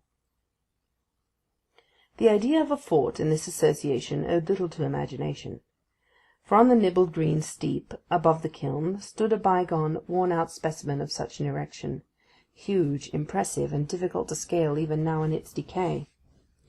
It was a British castle or entrenchment, with triple rings of defence, rising roll behind roll, their outlines cutting sharply against the sky, and Jim's kiln nearly undermining their base. When the lime kiln flared up in the night, which it often did, its fires lit up the front of these ramparts to a great majesty. They were old friends of his, and while keeping up the heat through the long darkness, as it was sometimes his duty to do, he would imagine the dancing lights and shades about the stupendous earthwork to be the forms of those giants who, he supposed, had heaped it up. Often he clambered upon it, and walked about the summit, thinking out the problems connected with his business, his partner, his future, his Marjorie. It was what he did this evening, continuing the meditation on the young girl's manner that he had begun upon the road, and still as then finding no clue to the change. While thus engaged he observed a man coming up the ravine to the kiln. Business messages were almost invariably left at the house below, and Jim watched the man with interest, excited by a belief that he had come on a personal matter. On nearer approach Jim recognized him as the gardener at Mount Lodge, some miles away. If this meant business, the Baron, of whose arrival Jim had vaguely heard, was a new and unexpected customer. It meant nothing else, apparently. The man's errand was simply to inform Jim that the Baron required a load of lime for the garden. "You might have saved yourself trouble by leaving word at Mr. Vine's," said Jim. "I was to see to you personally," said the gardener, "and to say that the Baron would like to inquire of you about the different qualities of lime proper for such purposes." "Couldn't you tell him yourself?" said Jim. "He said I was to tell you that," replied the gardener, "and it wasn't for me to interfere." No motive other than the ostensible one could possibly be conjectured by Jim Hayward at this time, and the next morning he started with great pleasure in his best business suit of clothes. By 11 o'clock he and his horse and cart had arrived on the Baron's premises, and the lime was deposited where directed, an exceptional spot, just within view of the windows of the south front. Baron von Xanten, pale and melancholy, was sauntering in the sun on the slope between the house and the all the year round. He looked across to where Jim and the gardener were standing, and the identity of Hayward being established by what he brought, the Baron came down and the gardener withdrew. The Baron's first inquiries were, as Jim had been led to suppose they would, on the exterminating effects of lime upon slugs and snails in its different conditions of slaked and unslaked, ground and in the lump. He appeared to be much interested by Jim's explanations, and eyed the young man closely whenever he had an opportunity. "And I hope trade is prosperous with you this year?" said the Baron. "Very, my noble lord," replied Jim, who, in his uncertainty on the proper method of address, wisely concluded that it was better to err by giving too much honour than by giving too little. "In short, trade is looking so well that I have become a partner in the firm." "Indeed, I am glad to hear it. So now you are settled for life." "Well, my lord, I am hardly settled even now, for I've got to finish it. I mean, to get married." "That's an easy matter compared with the partnership." "Now a man might think so, my Baron," said Jim, getting more confidential, "but the real truth is, 'tis the hardest part of all for me." "Your suit prospers, I hope?" "It don't," said Jim. "It don't at all just at present. In short, I can't for the life of me think what's come over the young woman lately." And he fell into deep reflection.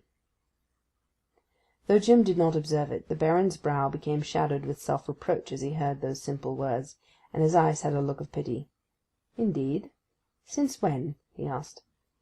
"Since yesterday, my noble lord." Jim spoke meditatively. He was resolving upon a bold stroke. Why not make a confidant of this kind gentleman, instead of the parson as he had intended? The thought was no sooner conceived than he acted on.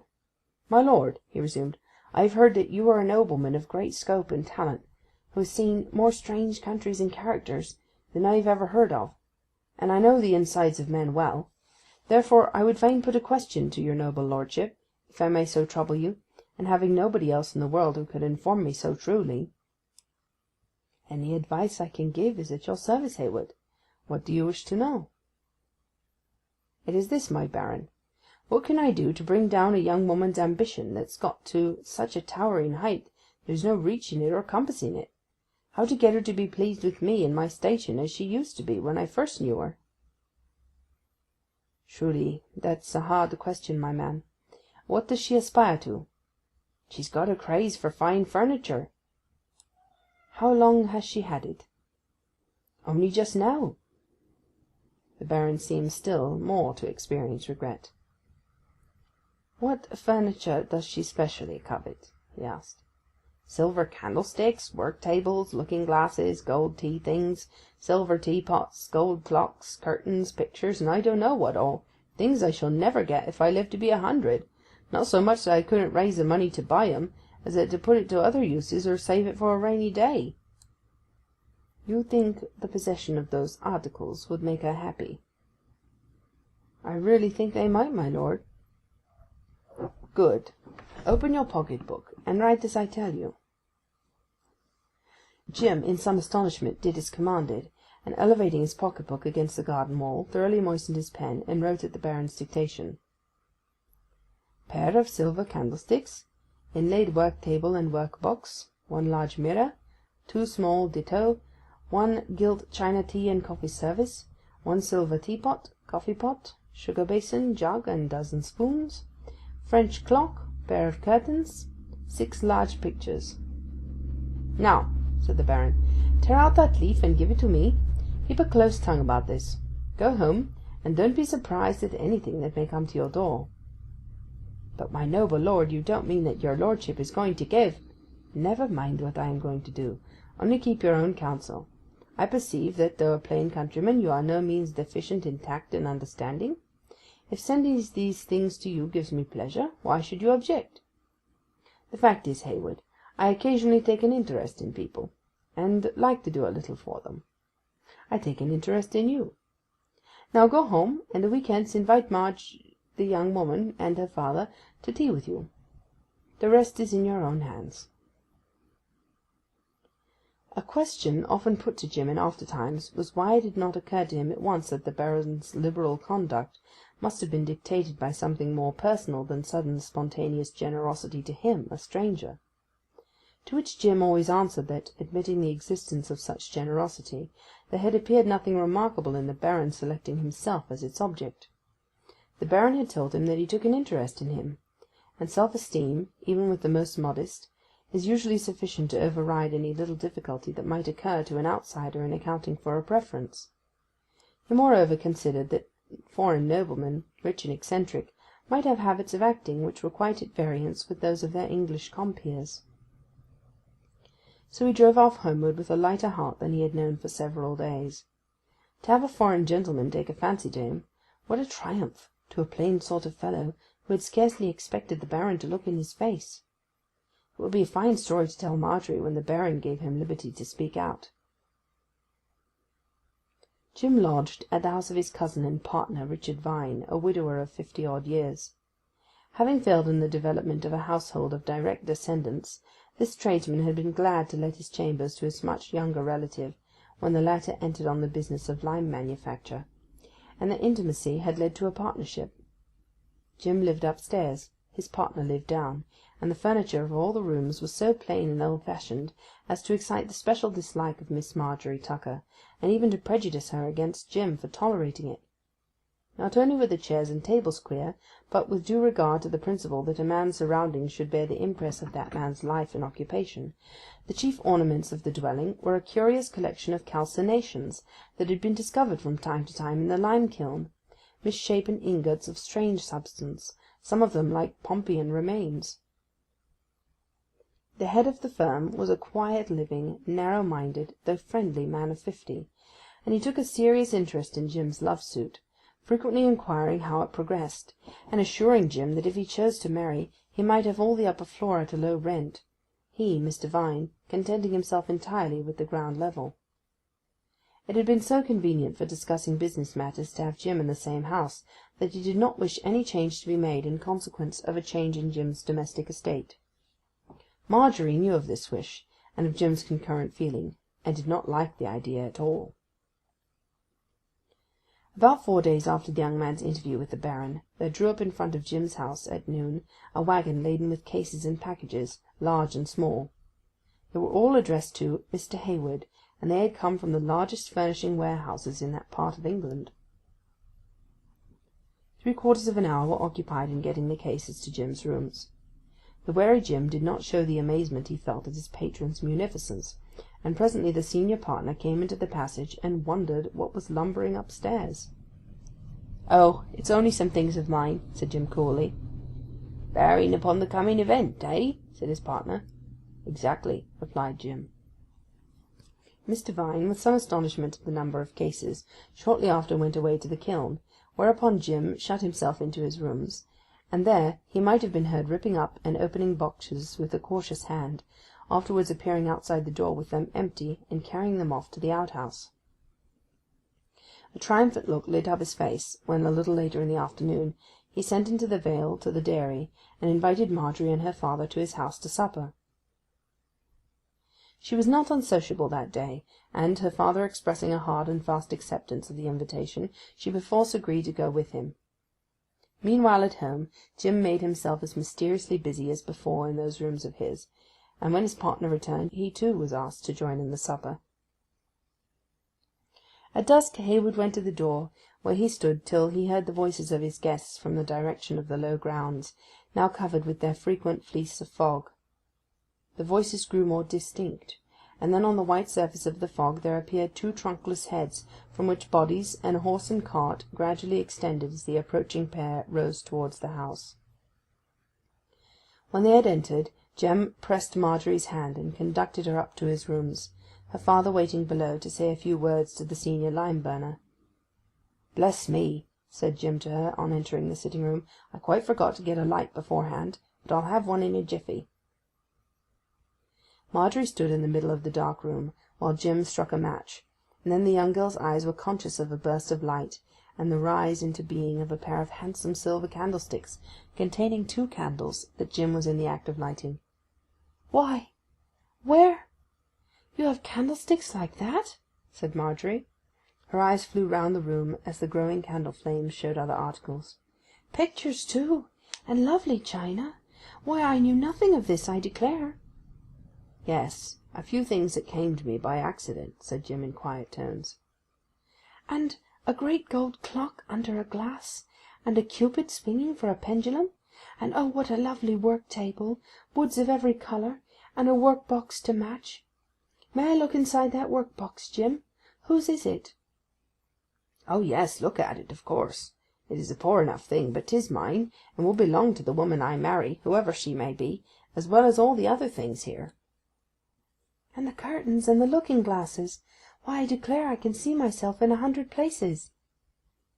"That tea-set," said Jim, placidly pointing to a gorgeous china service and a large silver teapot on the side-table. "I don't use at present, being a bachelor man, but says I to myself, whoever I marry will want some such things for giving her parties, or I can sell 'em. But I haven't took steps for it yet." "Sell 'em? No, I should think not," said Margery with earnest reproach. "Why, I hope you wouldn't be so foolish. Why, this is exactly the kind of thing I was thinking of when I told you of the things women could want. Of course, not meaning myself particularly, I had no idea that you had such valuable—" Margery was unable to speak coherently, so much was she amazed at the wealth of Jim's possessions. At this her father and the lime-burner came upstairs, and to appear womanly and proper to Mr. Vine, Margery repressed the remainder of her surprise. As for the 2 elderly worthies, it was not till they entered the room and sat down that their slower eyes discerned anything brilliant in the appointments. The one of them stole a glance at some article, and the other at another, but each being unwilling to express his wonder in the presence of his neighbours, they received the objects before them with quite an accustomed air, the lime-burner inwardly trying to conjecture what all this meant, and the dairyman musing that if Jim's business allowed him to accumulate at this rate, the sooner Margery became his wife the better. Margery retreated to the work-table, work-box, and tea-service, which she examined with hushed exclamations. An entertainment thus surprisingly begun could not fail to progress well. Whenever Marjorie's crusty old father felt the need of a civil sentence, the flash of Jim's fancy articles inspired him to one, while the lime-burner, having reasoned away his first ominous thought that all this had come out of the firm, also felt proud and blithe. Jim accompanied his dairy friends part of the way home before they mounted. Her father, finding that Jim wanted to speak to her privately, and that she exhibited some elusiveness, turned to Marjorie and said, "Come, come, my lady, no more of this nonsense. You just step behind with that young man, and I and the cart will wait for you." Marjorie, a little scared at her father's peremptoriness, obeyed. It was plain that Jim had won the old man by that night's stroke, if he had not won her. "I know what you are going to say, Jim," she began, less ardently now, for she was no longer under the novel influence of the shining silver and glass. "Well, as you desire it, and as my fathers desire it, and I suppose it will be the best course for me, I will fix the day. Not this evening, but as soon as I can think it over." End of Chapter 7. Chapter 8. Notwithstanding a press of business, Jim went and did his duty in thanking the Baron. The latter saw him in his fishing tackle room, an apartment littered with every appliance that a votary of the rod could require. "And when is the wedding day to be, Hayward?" the Baron asked, after Jim had told him that matters were settled. "It is not quite certain yet, my noble lord," said Jim cheerfully, "but I hope 'twill not be long after the time when God Almighty christens the little apples." "And when is that?" "St. Swithin's, the middle of July. 'Tis to be some time in that month, she tells me." When Jim was gone the Baron seemed meditative. He went out, ascended the mount, and entered the weather screen, where he looked at the seats, as though re-enacting in his fancy the scene of that memorable morning of fog. He turned his eyes to the angle of the shelter, round which Marjorie had suddenly appeared like a vision, and it was plain that he would not have minded her appearing there again. The juncture had indeed been such an impressive and critical one that she must have seemed rather a heavenly messenger than a passing milkmaid, more especially to a man like the Baron, who, despite the mystery of his origin and life, revealed himself to me of melancholy, emotional character, the Jacques of this forest and stream. Beyond the mount the ground rose yet higher, ascending to a plantation which sheltered the house. The Baron strolled up here and bent his gaze over the distance. The valley of the Exe lay before him, with its shining river, the brooks that fed it, and the trickling springs that fed the brooks. The situation of Marjorie's house was visible, though not the house itself, and the Baron gazed that way for an infinitely long time, till, remembering himself, he moved on. Instead of returning to the house he went along the ridge till he arrived at the verge of Chillingham Wood, and in the same desultory manner roamed under the trees, not pausing till he had come to Three Walks End, and to the hollow elm hard by. He peeped in at the rift. In the soft dry layer of touchwood that floored the hollow, Marjorie's tracks were still visible, as she had made them there when dressing for the ball. "Little Marjorie," murmured the Baron. In a moment he thought better of this mood, and turned to go home. But behold, a form stood before him, that of the girl whose name had been on his lips. She was in utter confusion. I did not know you were here, sir," she began. "I was out for a little walk." She could get no further. Her eyes filled with tears. That spice of wilfulness, even hardness, which characterized her in Jim's company, magically disappeared in the presence of the Baron. "Never mind, said he, masking under a severe manner whatever he felt. "The meeting is awkward, and ought not to have occurred, especially if, as I suppose, you are shortly to be married to James Hayward. But it cannot be helped now. You had no idea I was here, of course. Neither had I of seeing you. Remember, you cannot be too careful," continued the Baron in the same grave tone, "and I strongly request you as a friend to do your utmost to avoid meetings like this. When you saw me before I turned, why did you not go away?" "I did not see you, sir. I did not think of seeing you. I was walking this way, and I only looked in to see the tree." "That shows you have been thinking of things you should not think of," returned the Baron. "Good morning." Marjorie could answer nothing. A brow-beaten glance, almost of misery, was all she gave him. He took a slow step away from her, then turned suddenly back, and stooping, impulsively kissed her cheek, taking her as much by surprise as ever a woman was taken in her life. Immediately after he went off with a flushed face and rapid strides, which he did not check till he was within his own boundaries. The haymaking season now set in vigorously, and the weir hatches were all drawn in the meads to drain off the water. The streams ran themselves dry, and there was no longer any difficulty in walking about among them. The Baron could very well witness from the elevations about his house the activity which followed these preliminaries. The white shirt sleeves of the mowers glistened in the sun, the scythes flashed, voices echoed, snatches of song floated about, and there were glimpses of red waggon wheels, purple gowns, and many-coloured handkerchiefs. The Baron had been told that the haymaking was to be followed by the wedding, and had he gone down the vale to the dairy, he would have had evidence to that effect. Dairyman Tucker's house was in a whirlpool of bustle, and among other difficulties was that of turning the cheese-room into a genteel apartment for the time being, and hiding the awkwardness of having to pass through the milk-house to get to the parlour door. These household contrivances appeared to interest Marjorie much more than the great question of dressing for the ceremony and the ceremony itself.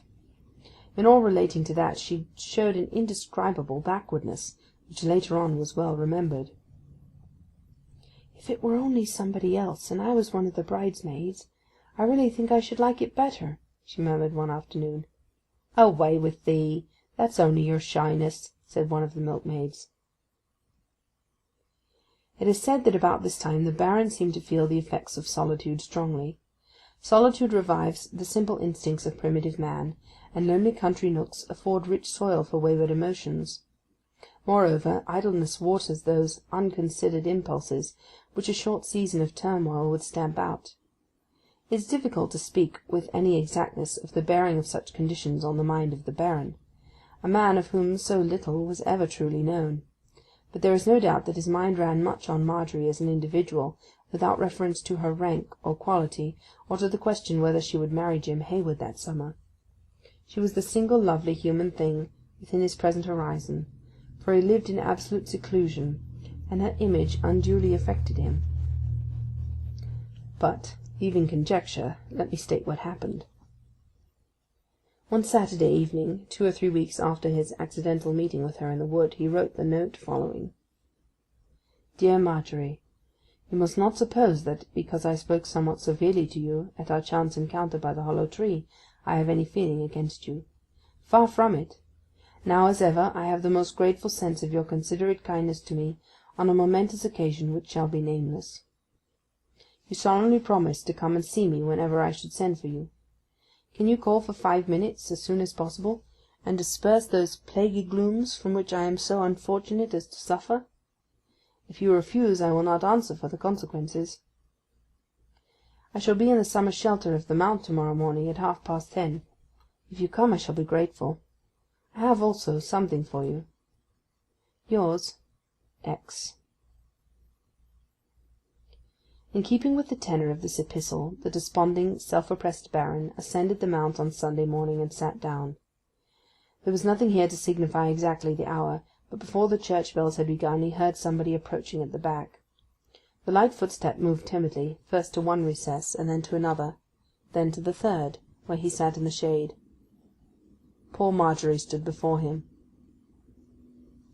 She looked worn and weary, and her little shoes and the skirts of her dress were covered with dust. The weather was sultry, the sun being already high and powerful, and rain had not fallen for weeks. The Baron, who walked little, had thought nothing of the effects of this heat and drought in inducing fatigue. A distance which had been but a reasonable exercise on a foggy morning was a drag for Marjorie now. She was out of breath, and anxiety, even unhappiness, was written on her everywhere. He rose to his feet and took her hand. He was vexed with himself at sight of her. "My dear little girl," he said, "you are tired. You should not have come." "You sent for me, sir, and I was afraid you were ill, and my promise to you was sacred."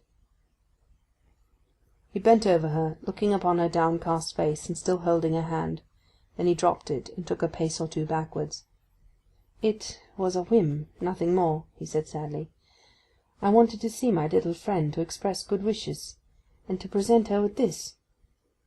He held forward a small morocco case, and showed her how to open it, disclosing a pretty locket set with pearls. "It is intended as a wedding present," he continued. To be returned to me again, if you do not marry Jim this summer. It is to be this summer, I think?'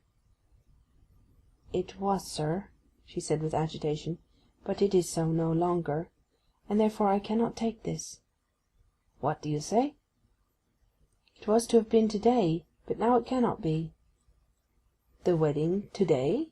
Sunday?' he cried. 'We fixed Sunday, not to hinder much time at this busy season of the year,' replied she. 'And have you, then, put it off?'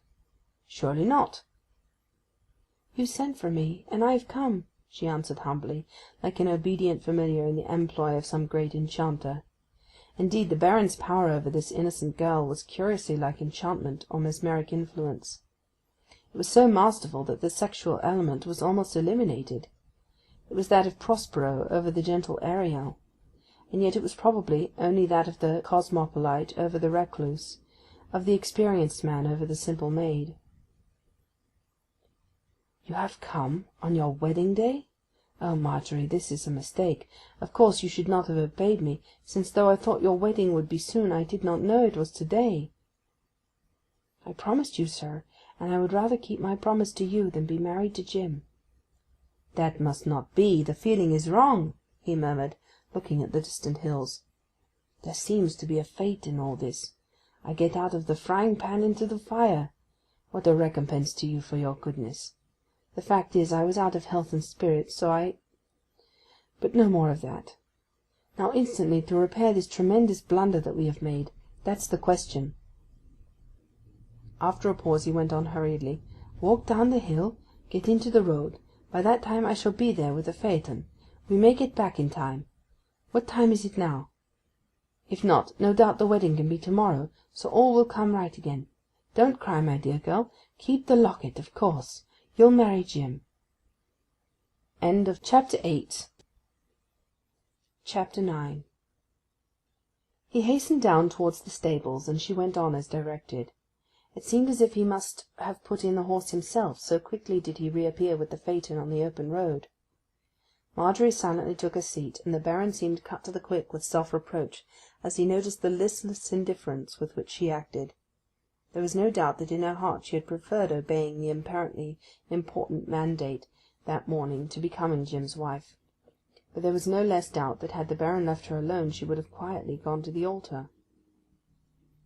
He drove along furiously in a cloud of dust. There was much to contemplate in that peaceful Sunday morning: the windless trees and fields, the shaking sunlight, the pause in human stir. Yet neither of them heeded, and thus they drew near to the dairy. His first expressed intention had been to go indoors with her, but this he abandoned as impolitic in the highest degree. 'You may be soon enough,' he said, springing down and helping her to follow. 'Tell the truth. Say you were sent for to receive a wedding present, that it was a mistake on my part, a mistake on yours, and I think they'll forgive. And, Marjorie, my last request to you is this, that if I send for you again, you do not come. Promise solemnly, my dear girl, that any such request shall be unheeded.' Her lips moved, but the promise was not articulated. 'O, sir, I cannot promise it,' she said at last. 'But you must. Your salvation may depend upon it,' he insisted almost sternly. 'You don't know what I am.' 'Then, sir, I promise,' she replied. 'Now leave me to myself, please, and I'll go indoors and manage matters.' He turned the horse and drove away, but only for a little distance. Out of sight he pulled rein suddenly. 'Only to go back and propose it to her, and she'd come,' he murmured. He stood up in the phaeton, and by this means he could see over the hedge.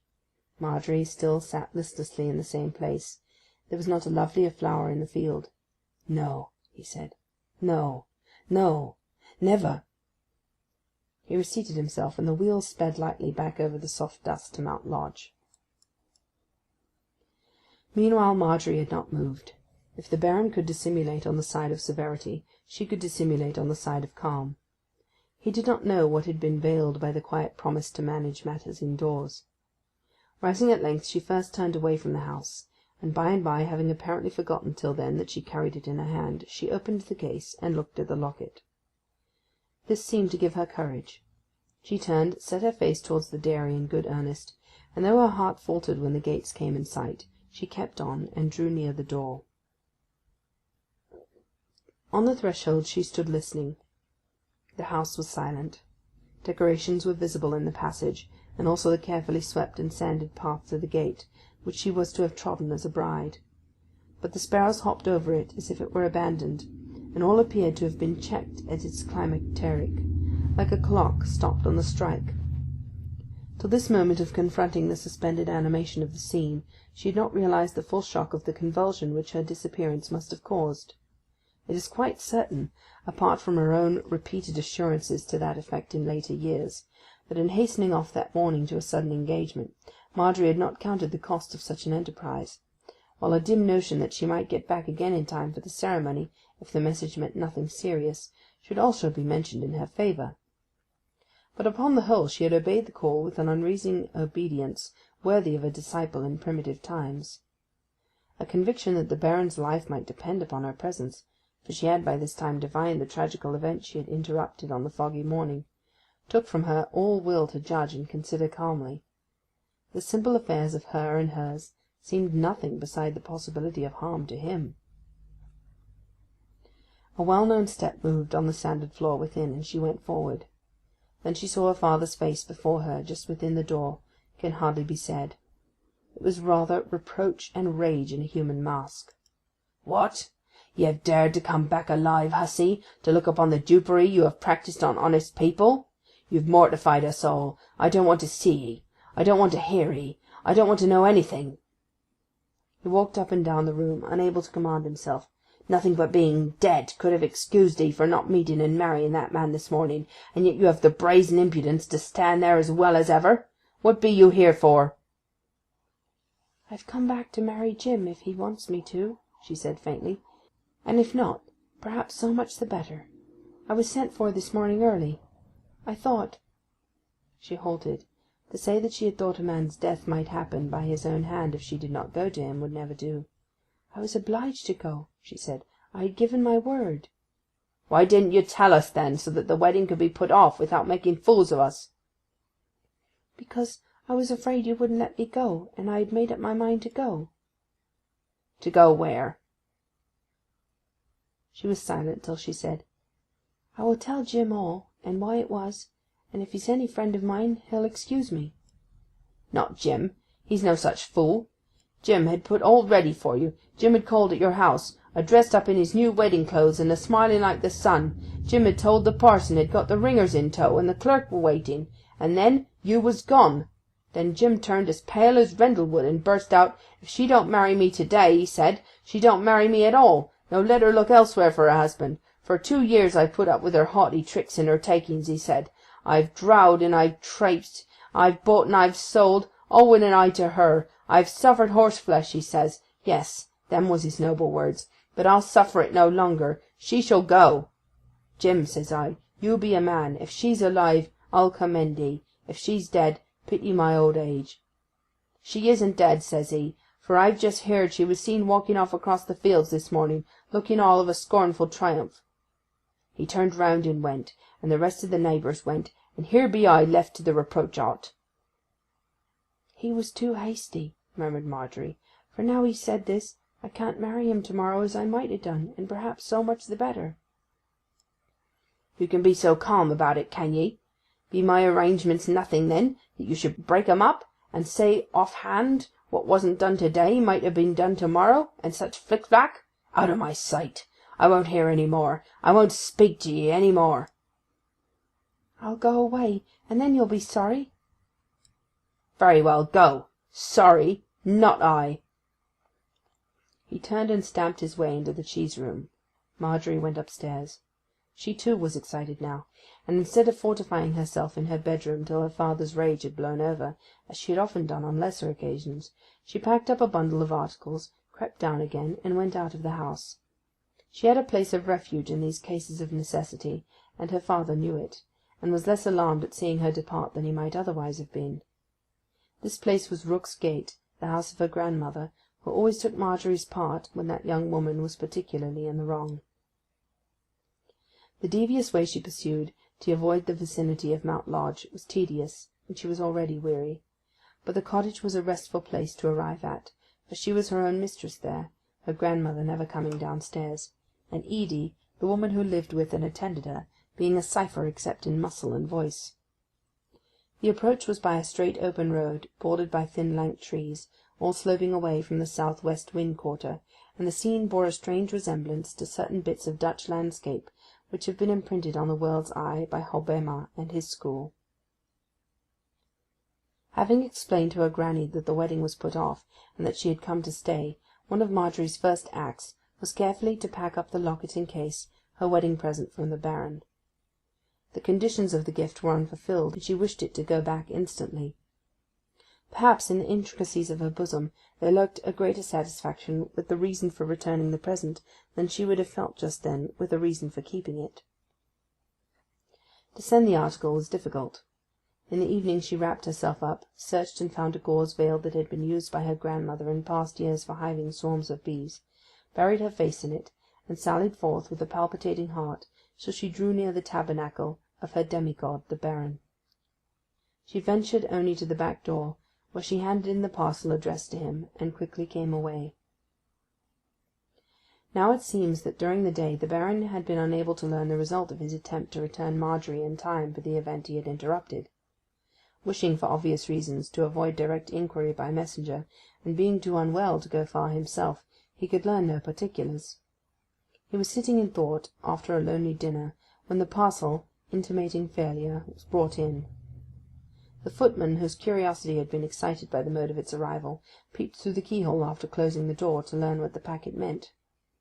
Directly the Baron had opened it, he thrust out his feet vehemently from his chair, and began cursing his ruinous conduct in bringing about such a disaster, for the return of the locket denoted not only no wedding that day, but none to-morrow or at any time. "I have done that innocent woman a great wrong," he murmured, "deprived her of, perhaps, her only opportunity of becoming mistress of a happy home." Chapter 9. Chapter 10. A considerable period of inaction followed among all concerned. Nothing tended to dissipate the obscurity which veiled the life of the Baron. The position he occupied in the minds of the country folk around was one which combined the mysteriousness of a legendary character with the unobtrusive deeds of a modern gentleman. To this day, whoever takes the trouble to go down to Silverthorn in Lower Wessex and make inquiries, will find existing there almost a superstitious feeling for the moody, melancholy stranger who resided in the lodge some 40 years ago. Whence he came, whither he was going, were alike unknown. It was said that his mother had been an English lady of noble family, who had married a foreigner, not unheard of in circles where men pile up the cankered heaps of strange achieved gold; that he had been born and educated in England, taken abroad, and so on. But the facts of a life in such cases are of little account beside the aspect of a life; and hence, though doubtless the years of his existence contained their share of trite and homely circumstance, the curtain which masked all this was never lifted to gratify such a theatre of spectators as those at Silverthorn. Therein lay his charm. His life was a vignette, of which the central strokes only were drawn with any distinctness, the environment shading away to a blank. He might have been said to remember that solitary bird the heron. The still, lonely stream was his frequent haunt. On its banks he would stand for hours with his rod, looking into the water, beholding the tawny inhabitants with the eye of a philosopher, and seeming to say, "Bite or don't bite, it's all the same to me."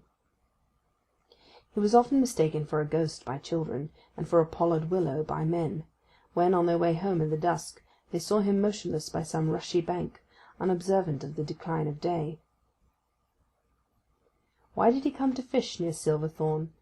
That was never explained. As far as was known, he had no relatives near. The fishing there was not exceptionally good. The society thereabout was decidedly meagre. That he had committed some folly or hasty act, that he had been wrongfully accused of some crime, thus rendering his seclusion from the world desirable for a while, squared very well with his frequent melancholy. But such as he was, there he lived, well supplied with fishing tackle, and tenant of a furnished house, just suited to the requirements of such an eccentric being as he.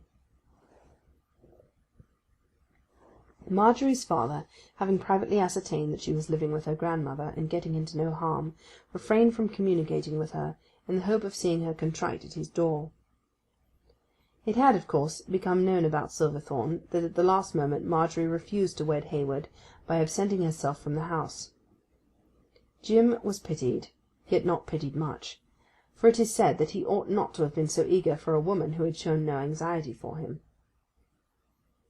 And where was Jim himself? It must not be supposed that that tactician had all this while withdrawn from mortal eye to tear his hair in silent indignation and despair. He had, in truth, merely retired up the lonesome defile between the downs to his smouldering kiln and the ancient ramparts above it, and there, after his first hours of natural discomposure, he quietly waited for overtures from the possibly repentant Marjorie. But no overtures arrived, and then he meditated anew on the absorbing problem of her skittishness, and how to set about another campaign for her conquest, notwithstanding his late disastrous failure. Why had he failed? To what was her strange conduct owing? That was the thing which puzzled him. He had made no advance in solving the riddle, when one morning a stranger appeared on the down above him, looking as if he had lost his way. The man had a good deal of black hair below his felt hat, and carried under his arm a case containing a musical instrument. Descending to where Jim stood, he asked if there were not a short cut across the way to Tivworthy, where a fete was to be held. "Well, yes, there is," said Jim, "but 'tis an enormous distance for 'ee." "Oh, yes," replied the musician. "I wish to intercept the carrier on the highway." The nearest way was precisely in the direction of Rook's Gate, where Marjorie, as Jim knew, was staying. Having some time to spare, Jim was strongly impelled to make a kind act to the lost musician a pretext for taking observations in that neighbourhood, and telling his acquaintance that he was going the same way, he started without further ado. They skirted the long length of meads, and in due time arrived at the back of Rook's Gate, where the path joined the high road. A hedge divided the public way from the cottage garden. Jim drew up at this point and said, "Your road is straight on. I turn back here." But the musician was standing fixed, as if in great perplexity. Thrusting his hand into his forest of black hair, he murmured, "Surely it is the same. Surely." Jim, following the direction of his neighbour's eyes, found them to be fixed on a figure till that moment hidden from himself, Marjorie Tucker, who was crossing the garden to an opposite gate, with a little cheese in her arms, her head thrown back, and her face quite exposed. "What of her?" said Jim. "2 months ago I formed one of the band at the yeomanry ball given by Lord Tonborough in the next county. I saw that young lady dancing the polka there in robes of gauze and lace. Now I see her carry a cheese." "Never!" said Jim incredulously. "But I do not mistake. I say it is so." Jim ridiculed the idea, the bandsman protested, and was about to lose his temper, when Jim gave in with the good nature of a person who can afford to despise opinions, and the musician went his way. As he dwindled out of sight, Jim began to think more carefully over what he had said. The young man's thoughts grew quite to an excitement, for there came into his mind the Baron's extraordinary kindness in regard to furniture, hitherto accounted for by the assumption that the nobleman had taken a fancy to him. Could it be, among all the amazing things of life, that the Baron was at the bottom of this mischief, and that he had amused himself by taking Marjorie to a ball? Doubts and suspicions, which distract some lovers to imbecility, only served to bring out Jim's great qualities. Where he trusted, he was the most trusting fellow in the world. Where he doubted, he could be guilty of the slyest strategy. Once suspicious, he became one of those subtle, watchful characters who, without integrity, make good thieves; with a little, good jobbers; with a little more, good diplomatists. Jim was honest, and he considered what to do. Retracing his steps, he peeped again. She had gone in, but she would soon reappear, for it could be seen that she was carrying little new cheeses, one by one, to a spring cart and horse tethered outside the gate. Her grandmother, though not a regular dairywoman, still managing a few cows by means of a man and maid. With the lightness of a cat, Jim crept round to the gate, took a piece of chalk from his pocket, and wrote upon the boarding, "The Baron." Then he retreated to the other side of the garden, where he had just watched Marjorie. In due time she emerged with another little cheese, came on to the garden door, and glanced upon the chalked words which confronted her. She started. The cheese rolled from her arms to the ground and broke into pieces like a pudding. She looked fearfully round, her face burning like sunset, and seeing nobody, stooped to pick up the flaccid lumps. Jim, with a pale face, departed as invisibly as he had come. He had proved the bandsman's tale to be true. On his way back he formed a resolution. It was to beard the lion in his den, to call on the Baron. Meanwhile Marjorie had recovered her equanimity and gathered up the broken cheese, but she could by no means account for the handwriting. Jim was just the sort of fellow to play her such a trick at ordinary times, but she imagined him to be far too incensed against her to do it now. She suddenly wondered if it were any sort of signal from the Baron himself. Of him she had lately heard nothing. If ever monotony pervaded a life, it pervaded hers at Rook's Gate, and she had begun to despair of any happy change. But it is precisely when the social atmosphere seems stagnant that great events are brewing. Marjorie's quiet was broken first, as we have seen, by a slight start, only sufficient to make her drop a cheese, and then by a more serious matter. She was inside the same garden one day when she heard two watermen talking without. The conversation was to the effect that the strange gentleman who had taken Mount Lodge for the season was seriously ill. "How ill?" cried Marjorie through the hedge, which screened her from recognition. "Bad abed," said one of the watermen. "Inflammation of the lungs," said the other. "Got wet fishing," the first chimed in. Marjorie could gather no more. An ideal admiration, rather than any positive passion, existed in her breast for the Baron. She had of late seen too little of him to allow any incipient view of him as a lover to grow to formidable dimensions. It was an extremely romantic feeling, delicate as an aroma, capable of quickening to an active principle, or dying to a painless symphony, as the case might be. This news of his illness, coupled with the mysterious chalking on the gate, troubled her, and revived his image much. She took to walking up and down the garden paths, looking into the hearts of flowers, and not thinking what they were. His last request had been that she was not to go to him if he should send for her. Now, she asked herself, was the name on the gate a hint to enable her to go without infringing the letter of her promise? Thus unexpectedly had Jim's manoeuvre operated. 10 days passed. All she could hear of the Baron were the same words, "bad abed," till one afternoon, after a gallop of the physician to the lodge, the tidings spread like lightning that the Baron was dying.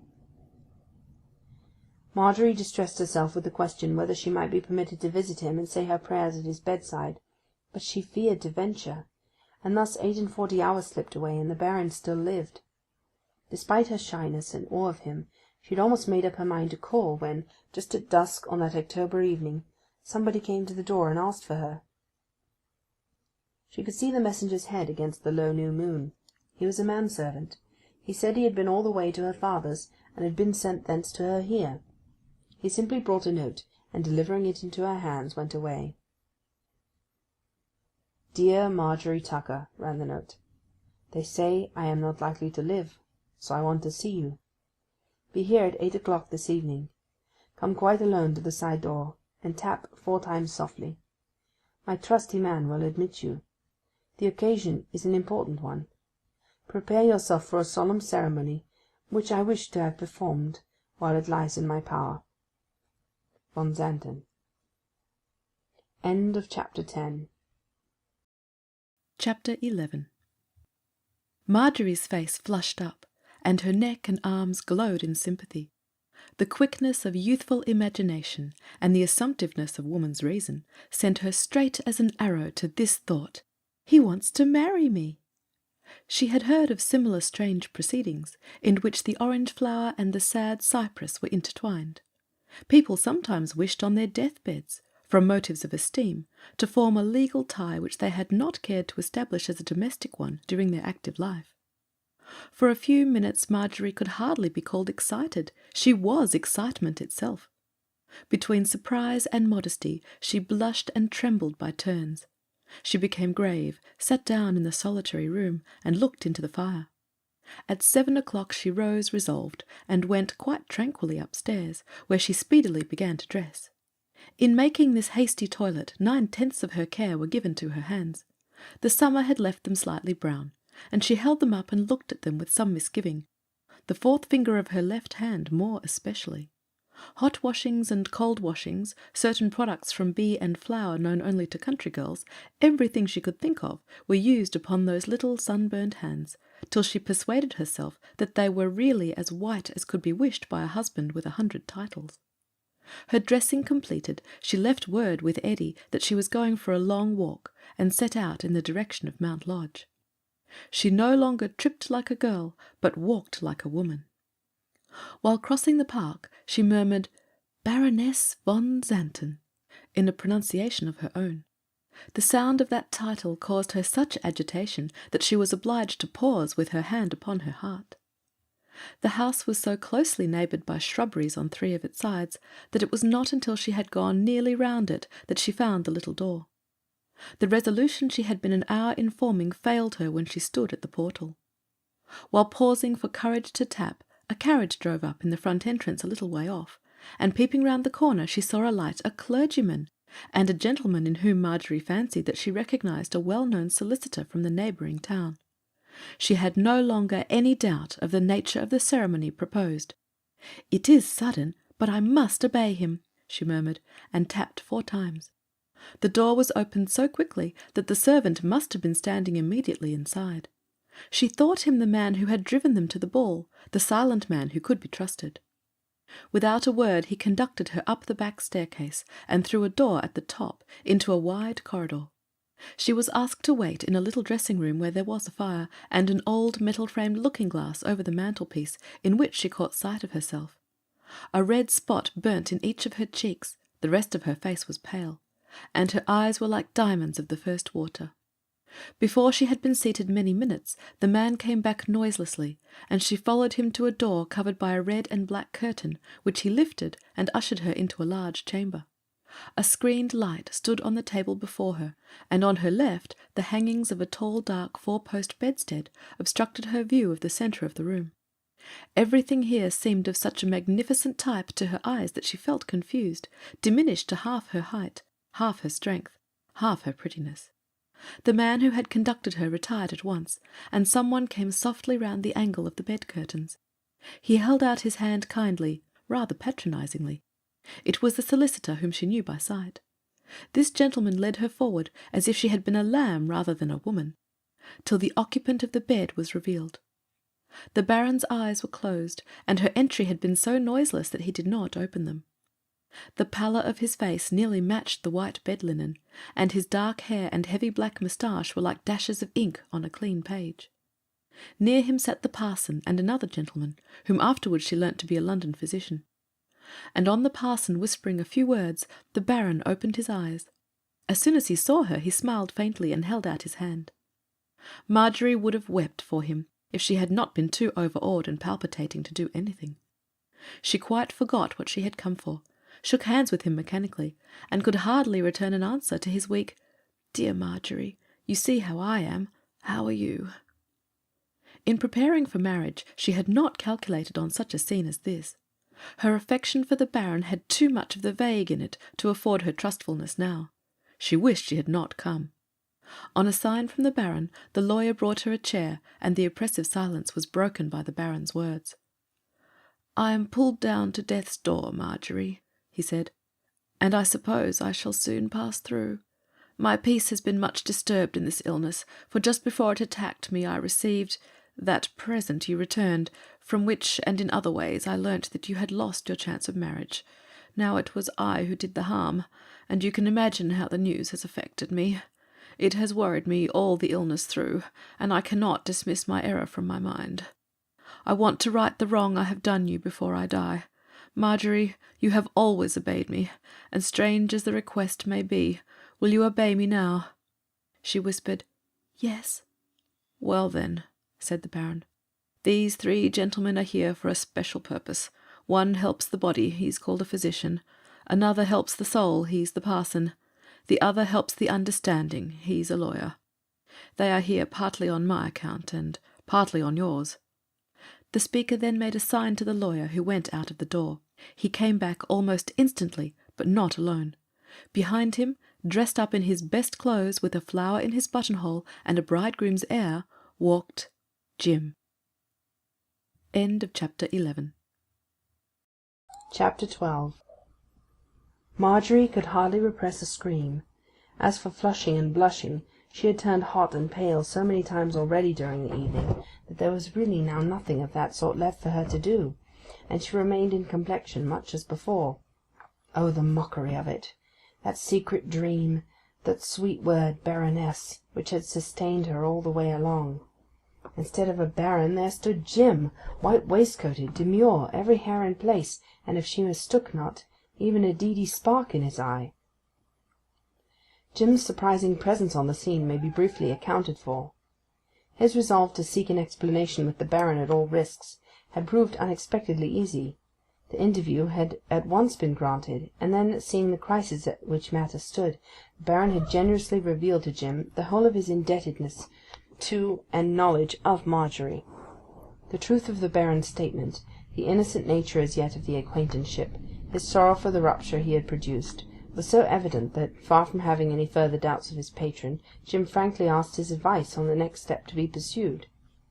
At this stage the baron fell ill, and desiring much to see the two young people united before his death, he had sent anew Hayward, and proposed the plan which they were now about to attempt, a marriage at the bedside of the sick man by special licence. The influence at Lambeth of some friends of the baron's, and the charitable bequests of his late mother to several deserving church funds, were generally supposed to be among the reasons why the application for the licence was not refused. This, however, is of small consequence. The baron probably knew, in proposing this method of celebrating the marriage, that his enormous power over her would outweigh any sentimental obstacles which she might set up, inward objections that, without his presence and firmness, might prove too much for her acquiescence. Doubtless he foresaw, too, the advantage of getting her into the house before making the individuality of her husband clear to her mind. Now the baron's conjectures were right as to the event, but wrong as to the motives. Marjorie was a perfect little dissembler on some occasions, and one of them was when she wished to hide any sudden mortification that might bring her into ridicule. She had no sooner recovered from her first fit of discomfiture than pride bade her suffer anything rather than reveal her absurd disappointment. Hence the scene progressed as follows. "Come here, Hayward," said the invalid. Hayward came near. The baron, holding her hand in one of his own, and her lover's in the other, continued, "Will you, in spite of your recent vexation with her, marry her now if she does not refuse?" "I will, sir," said Jim promptly. "And Marjorie, what do you say? It is merely a setting of things right. You have already promised this young man to be his wife, and should, of course, perform your promise. You don't dislike Jim?" "Oh, no, sir," she said, in a low, dry voice. "I like him better than I can tell you," said the baron. "He is an honourable man, and will make you a good husband. You must remember that marriage is a life contract, in which general compatibility of temper and worldly position is of more importance than fleeting passion, which never long survives. Now will you, at my earnest request, and before I go to the south of Europe to die, agree to make this good man happy? I have expressed your views on the subject, haven't I, Hayward?" "To a T, sir," said Jim emphatically, with a motion of raising his hat to his influential ally, till he remembered he had no hat on. "And though I could hardly expect Marjorie to give in for my asking, I feel she ought to give in for yours." "And you accept him, my little friend?" "Yes, sir," she murmured, "if he'll agree to a thing or two." "Doubtless he will. What are they?" "That I shall not be made to live with him till I am in the mind for it, and that my having him shall be kept unknown for the present." "Well, what do you think of it, Hayward?" "Anything that you or she may wish I'll do, my noble lord," said Jim.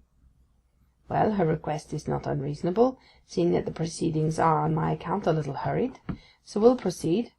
You rather expected this from my allusion to a ceremony in my note, did you not, Marjorie?" "Yes, sir," said she, with an effort. "Good. I thought so. You looked so little surprised."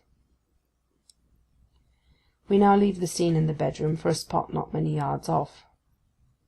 When the carriage seen by Marjorie at the door was driving up to Mount Lodge, it arrested the attention not only of the young girl, but of a man who had for some time been moving slowly about the opposite lawn, engaged in some operation while he smoked a short pipe. A A short observation of his doings would have shown that he was sheltering some delicate plants from an expected frost, and that he was the gardener. When the light at the door fell upon the entering forms of parson and lawyer, the former a stranger, the latter known to him, the gardener walked thoroughly round the house. Reaching the small side entrance, he was further surprised to see it noiselessly open to a young woman, in whose momentarily illumined features he discerned those of Marjorie Tucker. Altogether there was something curious in this. The man returned to the lawn front, and perfunctorily went on putting shelters over certain plants, though his thoughts were plainly otherwise engaged. On the grass his footsteps were noiseless, and the night moreover being still, he could presently hear a murmuring from the bedroom window over his head. The gardener took from a tree a ladder that he had used in nailing that day, set it under the window, and ascended half-way, hoodwinking his conscience by seizing a nail or two with his hand and testing their twig-supporting powers. He soon heard enough to satisfy him. The words of a church service in the strange parson's voice were audible in snatches through the blind. They were words he knew to be part of the solemnization of matrimony, such as wedded wife, richer for poorer, and so on, the less familiar parts being a more or less confused sound. Satisfied that a wedding was in progress there, the gardener did not for a moment dream that one of the contracting parties could be other than the sick Baron. He descended the ladder and again walked round the house, waiting only till he saw Marjorie emerge from the same little door, when, fearing that he might be discovered, he withdrew in the direction of his own cottage. This building stood at the lower corner of the garden, and as soon as the gardener entered he was accosted by a handsome woman in a widow's cap, who called him father, and said that supper had been ready for a long time. They sat down, but during the meal the gardener was so abstracted and silent that his daughter put her head winningly to one side and said, "What is it, father dear?" "Ah, what is it?" cried the gardener. "Something that makes very little difference to me, but may be of great account to you if you play your cards well. There's been a wedding at the lodge to-night." He related to her, with a caution of secrecy, all that he had heard and seen. "We are folks that have got to get their living," he said, "and such ones mustn't tell tales about their betters, Lord forgive the mockery of the word, but there's something to be made of it. She's a nice maid. So, Harriet, do you take the first chance you get for honouring her, before others know what has happened. Since this is done so privately, it will be kept private for some time, till after his death, no question, when I expect she'll take this house for herself, and blaze out as a widow lady 10,000 strong. You being a widow, she may make you her company keeper, and so you'll have a home by a little contriving." While this conversation progressed at the gardener's, Marjorie was on her way out of the Baron's house. She was indeed married, but, as we know, she was not married to the Baron. The ceremony over, she seemed but little discomposed, and expressed a wish to return alone as she had come. To this, of course, no objection could be offered under the terms of the agreement, and wishing Jim a frigid good-bye, and the Baron a very quiet farewell, she went out by the door which had admitted her. Once safe and alone in the darkness of the park, she burst into tears, which dropped upon the grass as she passed along. In the Baron's room she had seemed scared and helpless. Now her reason and emotions returned. The further she got away from the glamour of that room and the influence of its occupant, the more she became of opinion that she had acted foolishly. She had disobediently left her father's house, to obey him here. She had pleased everybody but herself. However, thinking was now too late. How she got into her grandmother's house she hardly knew, but without a supper, and without confronting either her relative or Edie, she went to bed. End of Chapter 12. Chapter 13. On going out into the garden next morning, with a strange sense of being another person than herself, she beheld Jim leaning mutely over the gate. He nodded. "Good morning, Marjorie," he said civilly. "Good morning," said Marjorie in the same tone. "I beg your pardon," he continued, "but which way was you going this morning?" "I am not going anywhere just now, thank you, but I shall go to my father's by and by with Edie." She went on with a sigh. "I have done what he has all along wished, that is, married you, and there's no longer reason for enmity between him and me." "True, true. Well, as I am going the same way, I can give you a lift in the trap, for the distance is long." "No, thank you. I am used to walking," she said. They remained in silence, the gate between them, till Jim's convictions would apparently allow him to hold his peace no longer. "This is a bad job," he murmured. "It is," she said, as one whose thoughts would only too readily have been identified. "How I came to agree to it is more than I can tell." And tears began rolling down her cheeks. "The blame is more mine than yours, I suppose," he returned. "I ought to have said no, and not backed up the gentleman in carrying out this scheme. 'Twas his own notion entirely, as perhaps you know. I should never have thought of such a plan, but he said you'd be willing, and that it would be all right, and I was too ready to believe him." "The thing is, how to remedy it," said she bitterly. "I believe, of course, in your promise to keep this private, and not to trouble me by calling." "Certainly," said Jim. "I don't want to trouble you. As for that, why, my dear Mrs. Hayward—" "Don't Mrs. Hayward me," said Marjorie sharply. "I won't be Mrs. Hayward." Jim paused. "Well, you are she by law, and that was all I meant," he said mildly. "I said I would acknowledge no such thing, and I won't. A thing can't be legal when it's against the wishes of the person the laws are made to protect. So I beg you not to call me that any more." "Very well, Miss Tucker," said Jim deferentially. "We could live on exactly as before. You can't marry anybody else, that's true. But beyond that there's no difference, and no harm done. Your father ought to be told, I suppose, even if nobody else is. It will partly reconcile him to you and make your life smoother." Instead of directly replying, Marjorie exclaimed in a low voice, "Oh, it is a mistake! I didn't see it all, owing to not having time to reflect. I agreed, thinking that at least I should get reconciled to father by the step. But perhaps he would as soon have me not married at all as married and parted. I must have been enchanted, bewitched, when I gave my consent to this. I only did it to please that poor good dying nobleman, though why he should have wished it so much I can't tell." "Nor I neither," said Jim. "Yes, we've been fooled into it, Marjorie," he said, with extraordinary gravity. "He's had his way with us, and now we've got to suffer for it. Being a gentleman of patronage, and having bought several loads of lime of me, and having given me all that splendid furniture, I could hardly refuse—" "What? Did he give you that?" "Ay, sure, to help me win ye." Marjorie covered her face with her hands, whereupon Jim stood up from the gate and looked critically at her. "'Tis a footy plot between you two men to snare me!" she exclaimed. "Why should you have done it? Why should he have done it? When I've not deserved to be treated so. He bought the furniture, did he? Oh, I've been taken in, I've been wronged!"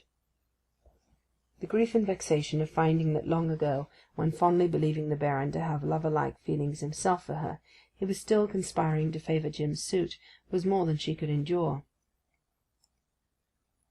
Jim, with distant courtesy, waited, nibbling a straw, till her paroxysm was over. "One word, Miss Tucker, Marjorie," he then recommenced gravely. "You'll find me man enough to respect your wish and to leave you to yourself, for ever and ever, if that's all. But I've just one word of advice to render 'ee. That is, that before you go to Silverthorn Dairy yourself, you let me drive ahead and call on your father. He's friends with me, and he's not friends with you. I can break the news, a little at a time, and I think I can gain his goodwill for you now, even though the wedding be no natural wedding at all. At any count, I can hear what he's got to say about 'ee, and come back here and tell 'ee." She nodded a cool assent to this, and he left her strolling about the garden in the sunlight, while he went on to reconnoitre as agreed.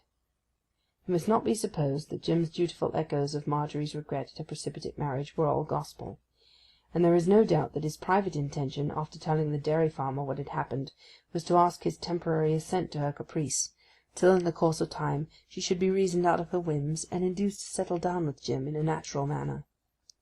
He had, it is true, been somewhat nettled by her firm objection to him, and her keen sorrow for what she had done to please another, but he hoped for the best.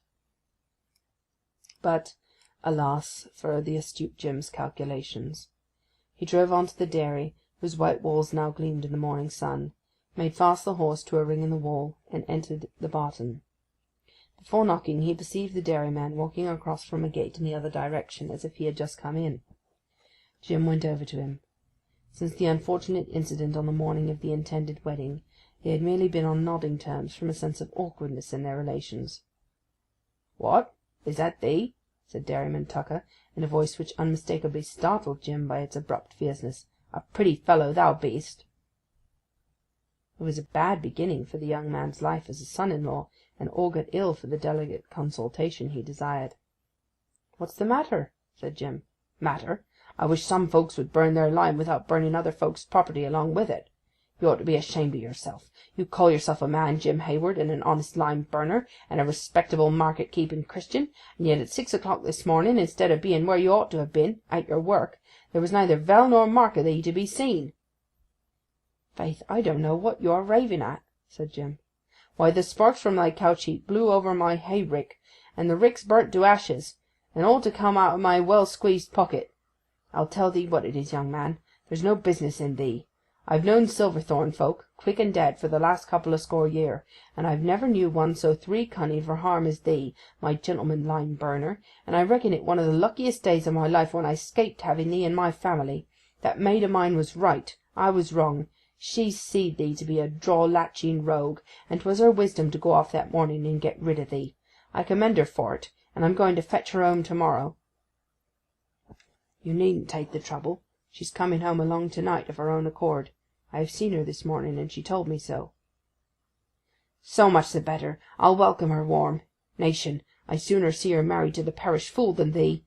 Not you. You don't care for my hay. Tarrying about where you shouldn't be, in bed no doubt. That's what you was a-doing. Now don't you darken my doors again, and the sooner you be off my bit of ground the better I shall be pleased." Jim looked, as he felt, stultified. If the rick had been really destroyed, a little blame certainly attached to him, but he could not understand how it had happened. However, blame or none, it was clear he could not, with any self-respect, declare himself to be this peppery old Gaffer's son-in-law in the face of such an attack as this. For months, almost years, the one transaction that had seemed necessary to compose these two families satisfactorily was Jim's union with Marjorie. No sooner had it been completed than it appeared on all sides as the gravest mishap for both. Stating coldly that he would discover how much of the accident was to be attributed to his negligence, and pay the damage, he went out of the barn and returned the way he had come. Marjorie had been keeping a look-out for him, particularly wishing him not to enter the house, lest others should see the seriousness of their interview, and as soon as she heard wheels she went to the gate, which was out of view. "Surely father has been speaking roughly to you," she said, on seeing his face. "Not the least doubt that he have," said Jim. "But is he still angry with me?" "Not in the least. He's waiting to welcome me." "Ah, because I've married you." "Because he thinks you have not married me. He's jawed me up hill and down. He hates me, and for your sake I have not explained a word." Marjorie looked towards home with a sad, severe gaze. "Mr. Hayward," she said, "we have made a great mistake, and we are in a strange position." "True. But I'll tell you what, mistress, I won't stand—" He stopped suddenly. "Well, well, I've promised," he quietly added. "We must suffer for our mistake," she went on. "The way to suffer least is to keep our own counsel on what happened last evening, and not to meet. I must now return to my father." He inclined his head in indifferent assent, and she went indoors, leaving him there. End of Chapter 13. Chapter 14. Marjorie returned home as she had decided, and resumed her old life at Silverthorn. And seeing her father's animosity towards Jim, she told him not a word of the marriage. Her inner life, however, was not what it once had been. She had suffered a mental and emotional displacement, a shock, which had set a shade of astonishment on her face as a permanent thing. Her indignation with the Baron for collusion with Jim, at first bitter, lessened with the lapse of a few weeks, and at length vanished in the interest of some tidings she received one day. The Baron was not dead, but he was no longer at the lodge. To the surprise of the physicians, a sufficient improvement had taken place in his condition to permit of his removal before the cold weather came. His desire for removal had been such, indeed, that it was advisable to carry it out at almost any risk. The plan adopted had been to have him borne on men's shoulders in a sort of palanquin to the shore near Idmouth, a distance of several miles, where a yacht lay awaiting him. By this means the noise and jolting of a carriage along irregular by-roads were avoided. The singular procession over the fields took place at night, and was witnessed by but few people, one being a labouring man, who described the scene to Marjorie. When the seaside was reached, a long narrow gangway was laid from the deck of the yacht to the shore, which was so steep as to allow the yacht to lie quite near. The men with their burden ascended by the light of lanterns. The sick man was laid in the cabin, and as soon as his bearers had returned to the shore, the gangway was removed, a rope was heard scurrying over wood in the darkness, the yacht quivered, spread her woven wings to the air, and moved away. Soon she was but a small shapeless phantom upon the wide breast of the sea. It was said that the yacht was bound for Algiers. When the inimical autumn and winter weather came on, Marjorie wondered if he was still alive. The house being shut up and the servants gone, she had no means of knowing, till on a particular Saturday her father drove her to Exonbury market. Here, in attending to his business, he left her to herself for a while. Walking in a quiet street in the professional quarter of the town, she saw coming towards her the solicitor who had been present at the wedding, and who had acted for the Baron in various small local matters during his brief residence at the lodge. She reddened to peony hues, averted her eyes, and would have passed him, but he crossed over and barred the pavement, and when she met his glance he was looking with friendly severity at her. The street was quiet, and he said in a low voice, "How's the husband?" "I don't know, sir," said she. "What? And are your stipulations about secrecy and separate living still in force?"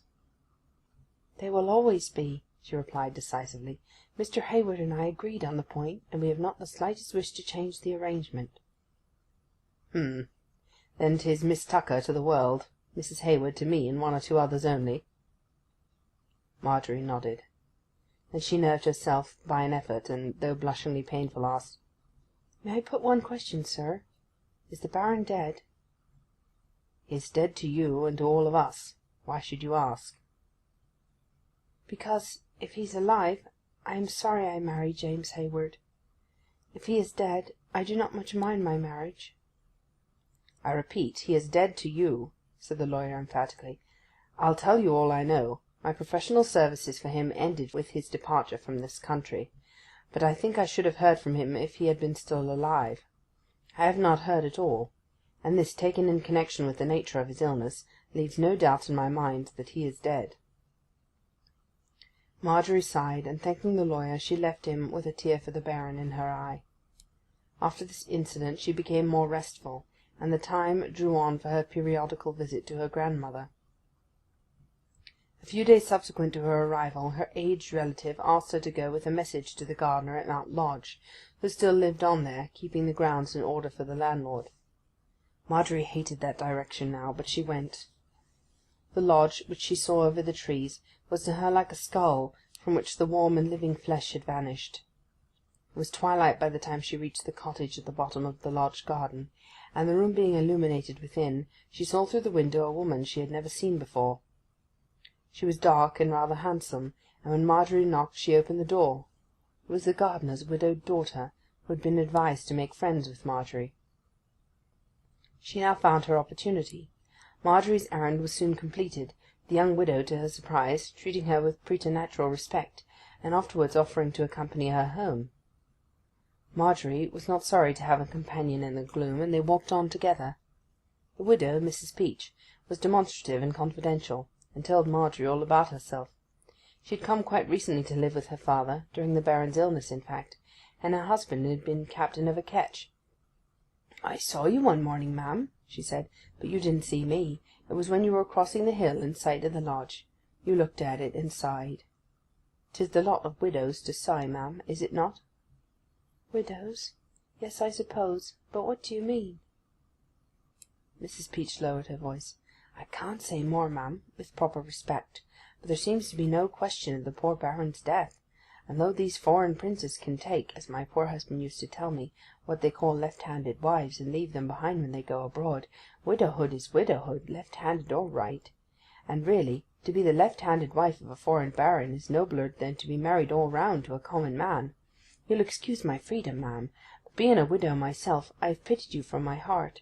so young as you are, and having to keep it a secret, and, excusing me, having no money out of his vast riches because 'twas swallowed up by Baroness number 1. Now Marjorie did not understand a word more of this than the bare fact that Mrs. Peach suspected her to be the Baron's undowered widow, and such was the milkmaid's nature that she did not deny the widow's impeachment. The latter continued, "But ma'am, all your troubles are straight backward in your memory, while I have troubles before as well as grief behind." "What may they be, Mrs. Peach?" inquired Marjorie with the air of the Baroness. The other dropped her voice to revelation tones. "I have been forgetful enough of my first man to lose my heart to a second." "You shouldn't do that. It is wrong. You should control your feelings." "But how am I to control my feelings?" "By going to your dead husband's grave, and things of that sort." "Do you go to your dead husband's grave?" "How can I go to Algiers?" "Ah, too true. Well, I've tried everything to cure myself, read the words against it, gone to the table the first Sunday of every month, and all sorts. But I've asked my shipmate, as my poor man used to say, there 'tis just the same. In short, I've made up my mind to encourage the new one. 'Tis flattering that I, a newcomer, should have been found out by a young man so soon." "Who is he?" said Marjorie listlessly. "A master lime-burner." "A master lime-burner?" "That's his profession. He's a partner in Co., doing very well indeed." "But what's his name?" "I don't like to tell you his name, for though 'tis night, that covers all shamefacedness. My face is as hot as Italian iron, I declare. Do you just feel it?" Marjorie put her hand on Mrs. Peach's face, and sure enough hot it was. "Does he come courting?" she asked quickly. "Well, only in the way of business. He never comes unless lime is wanted in the neighbourhood. He's in the yeomanry too, and will look very fine when he comes out in regimentals for drill in May." "Oh, in the yeomanry," Marjorie said with a slight relief. "Then it can't— Is he a young man?" "Yes, junior partner in Co." The description had an odd resemblance to Jim, of whom Marjorie had not heard a word for months. He had promised silence and absence, and had fulfilled his promise literally, with a gratuitous addition that was rather amazing, if indeed it were Jim whom the widow loved. One point in the description puzzled Marjorie. Jim was not in the yeomanry, unless by a surprising development of enterprise he had entered it recently. At parting Marjorie said, with an interest quite tender, "I should like to see you again, Mrs. Peach, and hear of your attachment. When can you call?" "Oh, any time, dear Baroness, I'm sure, if you think I am good enough." "Indeed I do, Mrs. Peach. Come as soon as you've seen the lime-burner again." Chapter 15. Seeing that Jim lived several miles from the widow, Marjorie was rather surprised, and even felt a slight sinking of the heart, when a new acquaintance appeared at her door as soon as the evening of the following Monday. She asked Marjorie to walk out with her, which the young woman readily did. "I have come at once," said the widow breathlessly, as soon as they were in the lane, "for it is so exciting that I can't keep it. I must tell it to somebody, if only a bird or a cat or a garden snail." "What is it?" asked her companion. "I've pulled up grass from my husband's grave to cure it, wove the blades into true lovers' knots, took my shoes upon the sod, but have asked my shipmate." "Upon the sod? Why?" "To feel the damp earth he's in, and make the sense of it enter my soul. But no, it has swelled to a head. He's going to meet me at the yeomanry review." "The master lime-burner?" The widow nodded. "When is it to be?" "To-morrow. He looks so lovely in his accoutrements. He's such a splendid soldier. That was the last straw that kindled my soul to say yes. He's home from Exonbury for a night between the drills," continued Mrs. Peach. "He goes back to-morrow morning for the review, and when it's over he's going to meet me. But guide my heart, there he is." Her exclamation had rise in the sudden appearance of a brilliant red uniform through the trees, and the tramp of a horse carrying the wearer thereof. In another half-minute the military gentleman would have turned the corner and faced them. "He'd better not see me. He'll think I know too much," said Marjorie precipitately. "I'll go up here." The widow, whose thoughts had been of the same cast, seemed much relieved to see Marjorie disappear in the plantation, in the midst of a spring chorus of birds. Once among the trees Marjorie turned her head, and before she could see the rider's person she recognized the horse as Tony, the lightest of three that Jim and his partner owned, for the purpose of carting out lime to their customers. Jim, then, had joined the yeomanry since his estrangement from Marjorie. A man who had worn the young Queen Victoria's uniform for 7 days only could not be expected to look as if he were part of his person in the manner of long-trained soldiers, but he was a well-formed young man, and of an age when few positions came amiss to one who has the capacity to adapt himself to circumstances. Meeting the blushing Mrs. Peach, to whom Marjorie in her mind sternly denied the right to blush at all, Jim alighted and moved on with her, probably at Mrs. Peach's own suggestion, so that what they said, how long they remained together, and how they parted, Marjorie knew not. She might have known some of these things by waiting, but the presence of Jim had bred in her heart a sudden disgust for the widow, and a general sense of discomfiture. She went away in an opposite direction, turning her head and saying to the unconscious Jim, "There's a fine rod in pickle for you, my gentleman, if you carry out that pretty scheme." Jim's military coup had decidedly astonished her. What he might do next she could not conjecture. The idea of his doing anything sufficiently brilliant to arrest her attention would have seemed ludicrous, had not Jim, by entering the yeomanry, revealed a capacity for dazzling exploits which made it unsafe to predict any limitation to his powers. Marjorie was now excited. The daring of the wretched Jim in bursting into scarlet amazed her as much as his doubtful acquaintanceship with the demonstrative Mrs. Peach. To go to that review, to watch the pair, to eclipse Mrs. Peach in brilliancy, to meet and pass them in withering contempt, if she only could do it. But alas, she was a forsaken woman. "If the Baron were alive or in England," she said to herself, for sometimes she thought he might possibly be alive, "and he were to take me to this review, wouldn't I show that forward Mrs. Peach what a lady is like, and keep among the select company, and not mix with the common people at all?" It might at first sight be thought that the best course for Marjorie at this juncture would have been to go to Jim and nip the intrigue in the bud without further scruple; but her own declaration in after days was that whoever could say that was far from realizing her situation.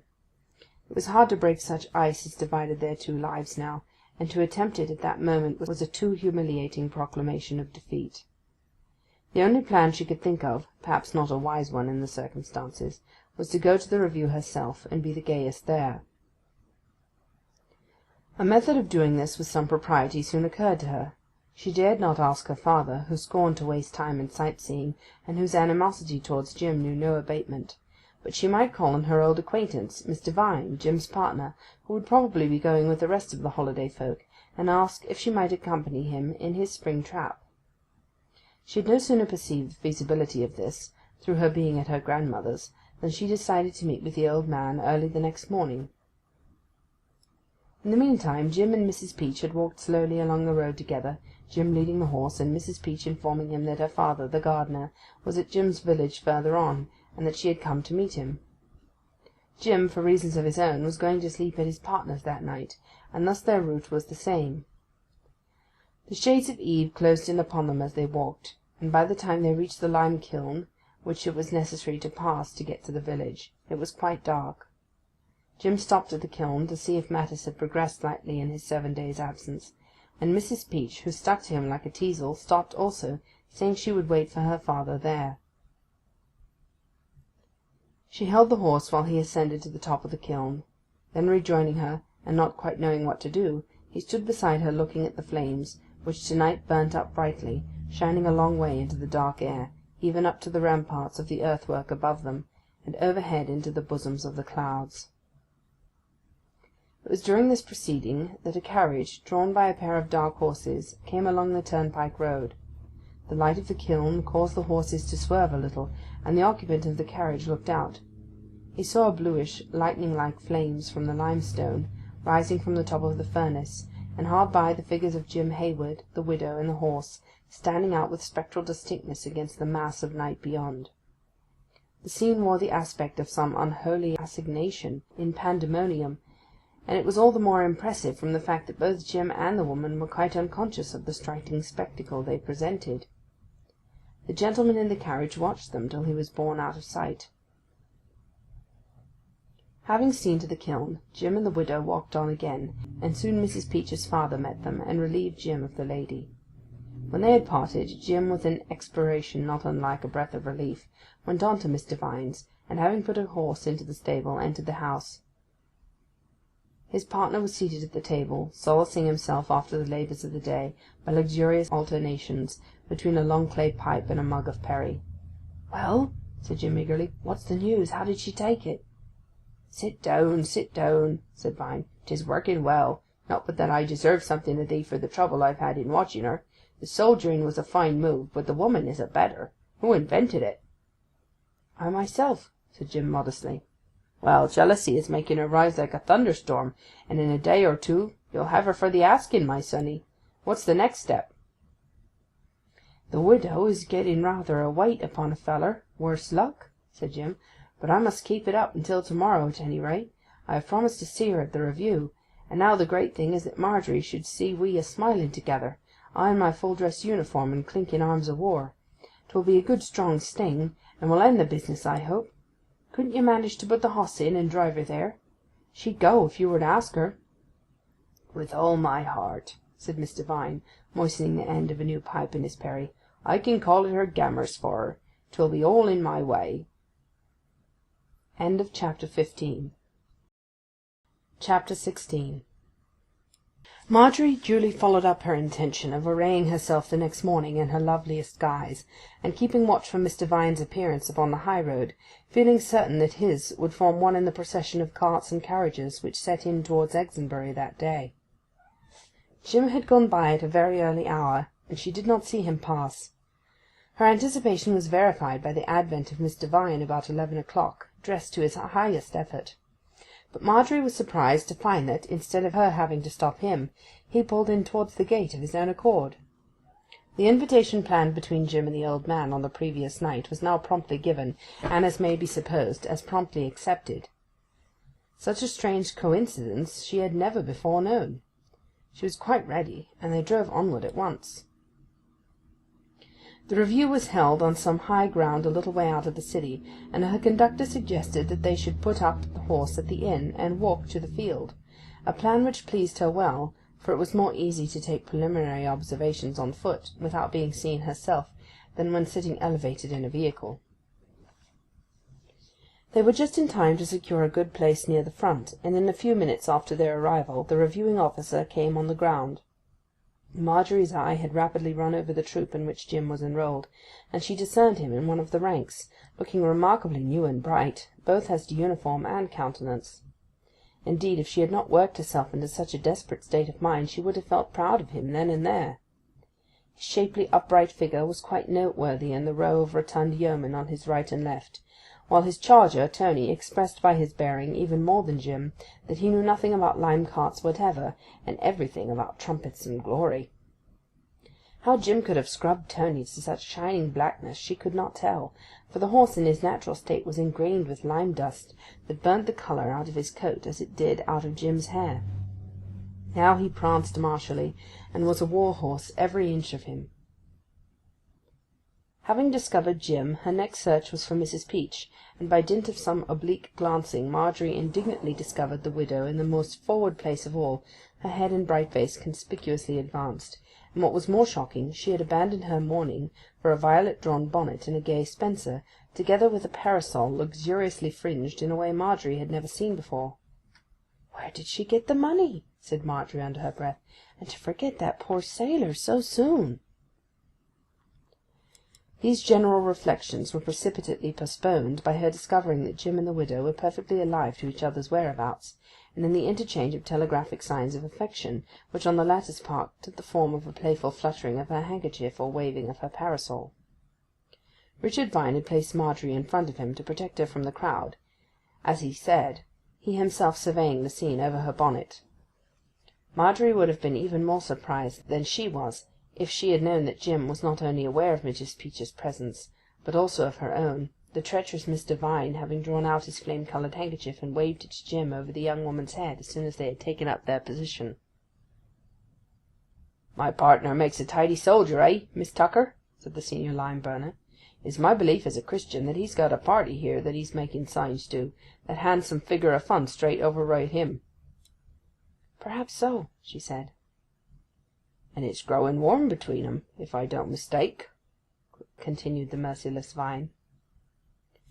Marjorie was silent, biting her lip, and the troops being now set in motion, all signalling ceased for the present between Soldier Hayward and his pretended sweetheart.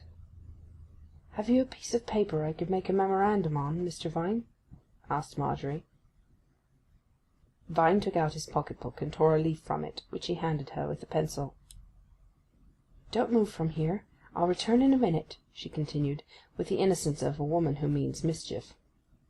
And withdrawing herself to the back, where the grass was clear, she pencilled down the words, "Jim's married." Armed with this document, she crept into the throng behind the unsuspecting Mrs. Peach, slipped the paper into her pocket on the top of her handkerchief, and withdrew unobserved, rejoining Mr. Vine with a bearing of nonchalance. By and by the troops were in different order, Jim taking a left-hand position almost close to Mrs. Peach. He bent down and said a few words to her. From her manner of nodding assent, it was surely some arrangement about a meeting by and by, when Jim's drill was over, and Marjorie was more certain of the fact when, the review having ended, and the people having strolled off to another part of the field where sports were to take place, Mrs. Peach tripped away in the direction of the city. "I'll just say a word to my partner afore he goes off the ground, if you'll spare me a minute," said the old lime-burner. "Please stay here till I'm back again." He edged along the front till he reached Jim. "How is she?" said the latter. "In a trimming sweat," said Mr. Vine. "And my counsel to 'ee is to carry this Larry no further. 'Twill do no good. She's as ready to make friends with 'ee as any wife can be, and more showing off can only do harm." "But I must finish off with the spurt," said Jim, "and this is how I am going to do it. I have arranged with Mrs. Peach that, as soon as we soldiers have entered the town and been dismissed, I'll meet her there. It is really to say good-bye, but she don't know that, and I wanted it to look like elopement to Marjorie's eyes. When I'm clear of Mrs. Peach, I'll come back here and make it up with Marjorie on the spot. But don't say I'm coming, or she may be inclined to throw off again. Just hint to her that I may be meaning to be off to London with the widow." The old man still insisted that this was going too far. "No, no, it isn't," said Jim. "I know how to manage her. 'Twill just mellow her heart nicely by the time I come back. I must bring her down real tender, or 'twill all fail." His senior reluctantly gave in, and returned to Marjorie. A short time afterwards the yeomanry had struck up, and Jim with the regiment followed towards Exonbury. "Yes, yes, they are going to meet," said Marjorie to herself, perceiving that Mrs. Peach had so timed her departure as to be in the town at Jim's dismounting. "Now we will go and see the games," said Mr. Vine. "They are really worth seeing. There's greasy poles and jumping in sacks, and other trials of the intellect that nobody ought to miss who wants to be abreast of his generation." Marjorie felt so indignant at the apparent assignation, which seemed about to take place despite her anonymous writing, that she helplessly assented to go anywhere, dropping behind Vine, that he might not see her mood. Jim followed out his programme with literal exactness. No sooner was the troop dismissed in the city than he sent Tony to stable and joined Mrs. Peach, who stood on the edge of the pavement expecting him. But this acquaintance was to end. He meant to part from her for ever in the quickest time, though civilly, for it was important to be with Marjorie as soon as possible. He had nearly completed the manoeuvre to his satisfaction, when, in drawing her handkerchief from her pocket to wipe the tears from her eyes, Mrs. Peach's hand grasped the paper, which she read at once. "What? Is that true?" she said, holding it out to Jim. Jim started and admitted that he was, beginning an elaborate explanation and apologies. But Mrs. Peach was thoroughly roused and then overcome. "He's married! He's married!" she said, and swooned, or feigned to swoon, so that Jim was obliged to support her. "He's married! He's married!" said a boy hard by, who watched the scene with interest. "He's married! He's married!" said a hilarious group of other boys near, with smiles several inches broad and shining teeth, and so the exclamation echoed down the street. Jim cursed his ill luck. The loss of time that this dilemma entailed grew serious, for Mrs. Peach was now in such an hysterical state that he could not leave her with any good grace or feeling. It was necessary to take her to a refreshment room, lavish restoratives upon her, and altogether to waste nearly half an hour. When she had kept him as long as she chose, she forgave him, and thus at last he got away, his heart swelling with tenderness towards Marjorie. He at once hurried up the street to effect the reconciliation with her. "How shall I do it?" he said to himself. "Why, I'll step round to her side, fish for her hand, draw it through my arm as if I wasn't aware of it. Then she'll look in my face, I shall look in hers, and we shall march off the field triumphant, and the thing will be done without takings or tears." He entered the field and went straight as an arrow to the place appointed for the meeting. It was at the back of a refreshment tent outside the mass of spectators, and divided from their view by the tent itself. He turned the corner of the canvas, and there beheld Vine at the indicated spot. But Marjorie was not with him. Vine's hat was thrust back into his poll. His face was pale, and his manner bewildered. "Hello, what's the matter?" said Jim. "Where's my Marjorie?" "You've carried this footy game too far, my man," exclaimed Vine, with the air of a friend who has always told you so. "You ought to have dropped it several days ago, when she would have come to 'ee like a cooing dove. Now this is the end o't." "What? My Marjorie? Has anything happened, for God's sake?" "She's gone." "Where to?" "That's more than earthly man can tell. I never see such a thing. 'Twas a stroke o' the black art, as if she was spirited away. When we got to the games I said—mind, you told me to—I said, 'Jim Hayward thinks o' going off to London with that widow woman.' Mind, you told me to. She showed no wonderment, though it seemed very low. Then she said to me, 'I don't like standing here in this slummocky crowd. I shall feel more at home among the gentle people.' And then she went to where the carriages were drawn up, and near there was a grand coach a-blazing with lions and unicorns, and hauled by 2 coal-black horses. I hardly thought much of it then, and by degrees lost sight of her behind it. Presently the other carriages moved off, and I thought still to see her standing there. But no, she had vanished, and then I saw the grand coach rolling away, and glimpsed Marjorie in it, beside a fine dark gentleman with black mustachios and a very pale prince-like face. As soon as the horses got into the hard road they rattled on like Hell and Skimmer, and went out of sight in the dust, and that's all. If you'd come back a little sooner you'd have caught her." Jim had turned whiter than his pipe-clay. "Oh, this is too bad, too bad!" he cried in anguish, striking his brow. "That paper and the fainting woman kept me so long. Who could have done it? But 'tis my fault. I've stung her too much. I shouldn't have carried it so far." "You shouldn't. Just what I said," replied his senior. "She thinks I've gone off with that cussed widow, and to spite me she's gone off with the man. Do you know who the stranger with the lions and unicorns is? Why, 'tis that foreigner who calls himself a baron, and took Mount Lodge for 6 months last year to make mischief. A villain! Oh, my Marjorie, that it should come to this! She's lost, she's ruined. Which way did they go?" Jim turned to follow in the direction indicated, when behold, there stood at his back her father, Dairyman Tucker. "Now look here, young man," said Dairyman Tucker. "I've just heard all the wailing, and straightway will ask ye to stop it sharp. 'Tis like your brazen impudence to teave and wail when you be another woman's husband. Yes, faith, I seed her a-fainting in your arms when you wanted to get away from her, and honest folk a-standing round who knew you'd married her, and said so. I heard it, though you didn't see me. 'He's married,' says they. Some sly register office business, no doubt, but sly doings will out. As for Marjorie, who's to be called higher titles in these parts henceforward, I'm her father, and I say it's all right what she's done. Don't I know private news, hey? Haven't I just learnt that secret weddings of high people can happen and expected deathbeds by special licence, as well as low people at registrars' offices? And can't husbands come back and claim their own when they choose? Begone, young man, and leave noblemen's wives alone, and I thank God I shall be rid of a numbskull." Swift words of explanation rose to Jim's lips, but they paused there and died. At that last moment he could not, as Marjorie's husband, announce Marjorie's shame and his own, and transform her father's triumph to wretchedness at a blow. I must leave here," he stammered. Going from the place in an opposite course to that of the fugitives, he doubled when out of sight, and in an incredibly short space had entered the town. Here he made inquiries for the emblazoned carriage, and gained from 1 or 2 persons a general idea of its route. They thought it had taken the highway to London. Saddling poor Tony before he had half eaten his corn, Jim galloped along the same road. End of Chapter 16. Chapter 17. Now Jim was quite mistaken in supposing that by leaving the field in a roundabout manner he had deceived Dairyman Tucker as to his object. The astute old man immediately divined that Jim was meaning to track the fugitives, in ignorance, as the dairyman supposed, of their lawful relation.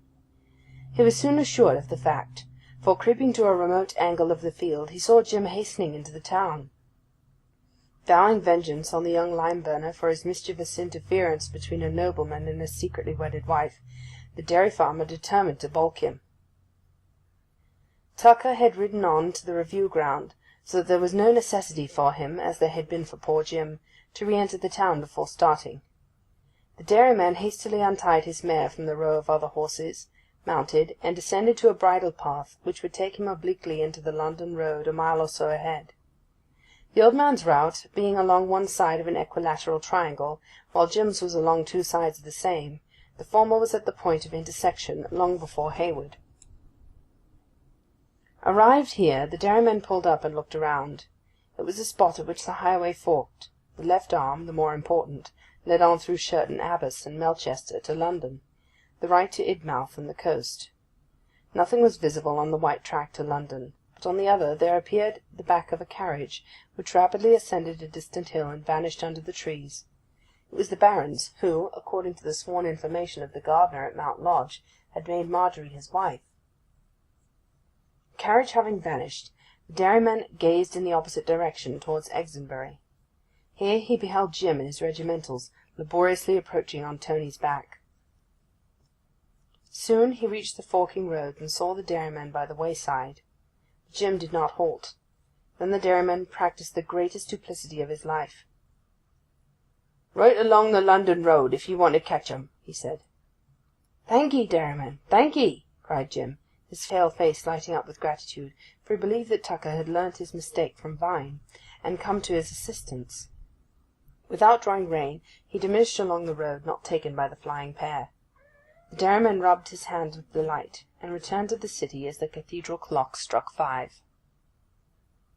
Jim pursued his way through the dust, up hill and down hill, but never saw ahead of him the vehicle of his search. That vehicle was passing along a diverging way at a distance of many miles from where he rode. Still he sped onwards till Tony showed signs of breaking down, and then Jim gathered from inquiries he made that he had come the wrong way. It burst upon his mind that the dairyman, still ignorant of the truth, had misinformed him. Heavier in his heart than words can describe, he turned Tony's drooping head and resolved to drag his way home. But the horse was now so jaded that it was impossible to proceed far. Having gone about half a mile back, he came again to a small roadside hamlet and inn, where he put up Tony for a rest and feed. As for himself, there was no quiet in him. He tried to sit and eat in the inn kitchen, but he could not stay there. He went out and paced up and down the road. Standing in sight of the white way by which he had come, he beheld advancing towards him the horses and carriage he sought, now black and demonic against the slanting fires of the western sun. The why and wherefore of this sudden appearance he did not pause to consider. His resolve to intercept the carriage was instantaneous. He ran forward and, doggedly waiting, barred the way to the advancing equipage. The Baron's coachman shouted, but Jim stood firm as a rock, and on the former attempting to push past him, Jim drew his sword, resolving to cut the horses down rather than be displaced. The animals were thrown nearly back upon their haunches, and at this juncture a gentleman looked out of the window. It was the Baron himself. "Who's there?" he inquired. "James Hayward," replied the young man fiercely, "and he demands his wife." The Baron leapt out and told the coachman to drive back out of sight and wait for him. "I was hastening to find you," he said to Jim. "Your wife is where she ought to be, and where you ought to be also, by your own fireside. Where's the other woman?" Jim, without replying, looked incredulously upon the carriage as it turned. Marjorie was certainly not there. "The other woman is nothing to me," he said bitterly.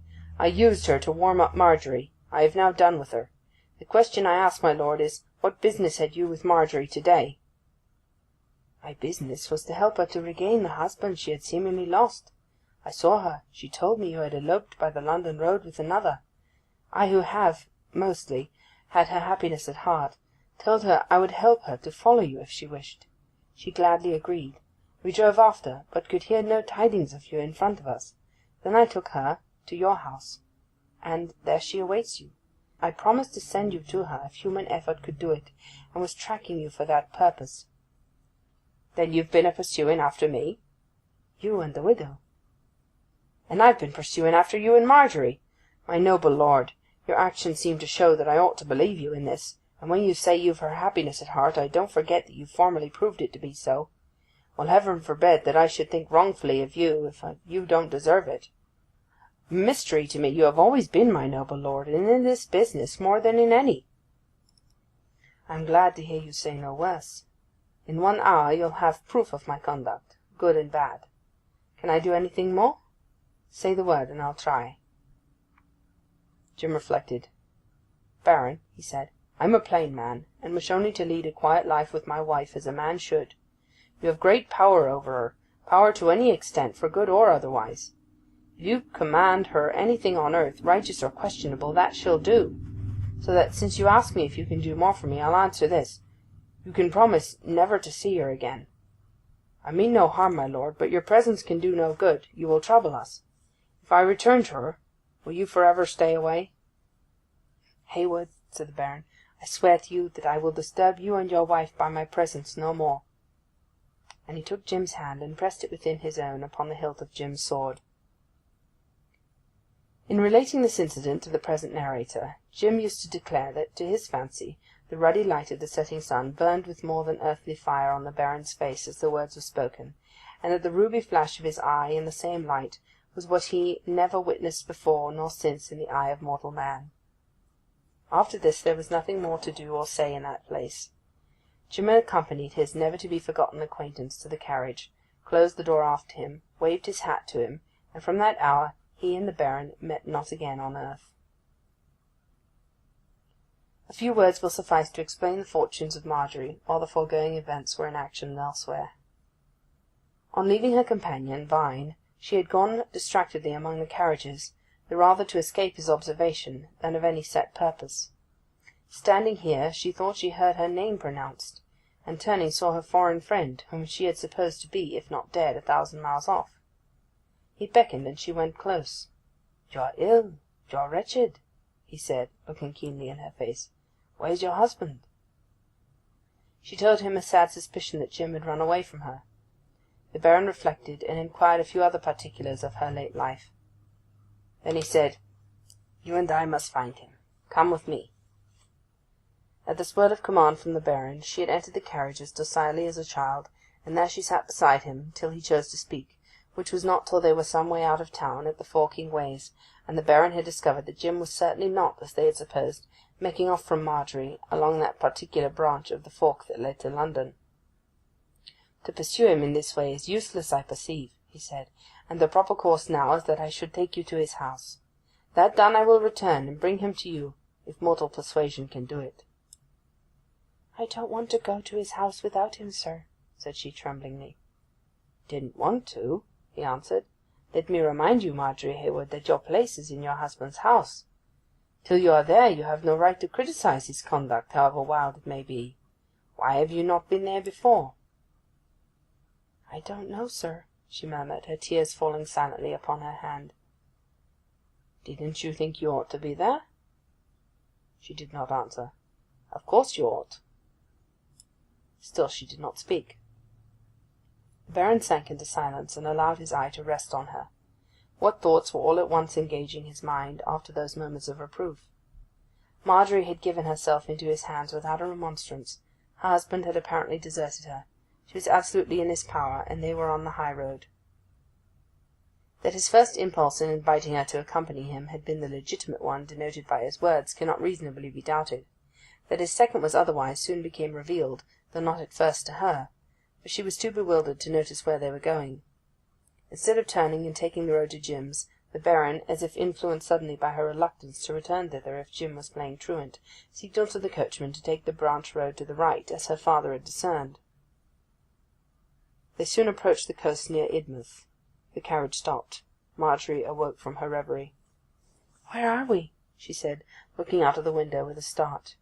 Before her was an inlet of the sea, and in the middle of the inlet rode a yacht, its masts repeating, as if from memory, the rocking they had practised in their native forest.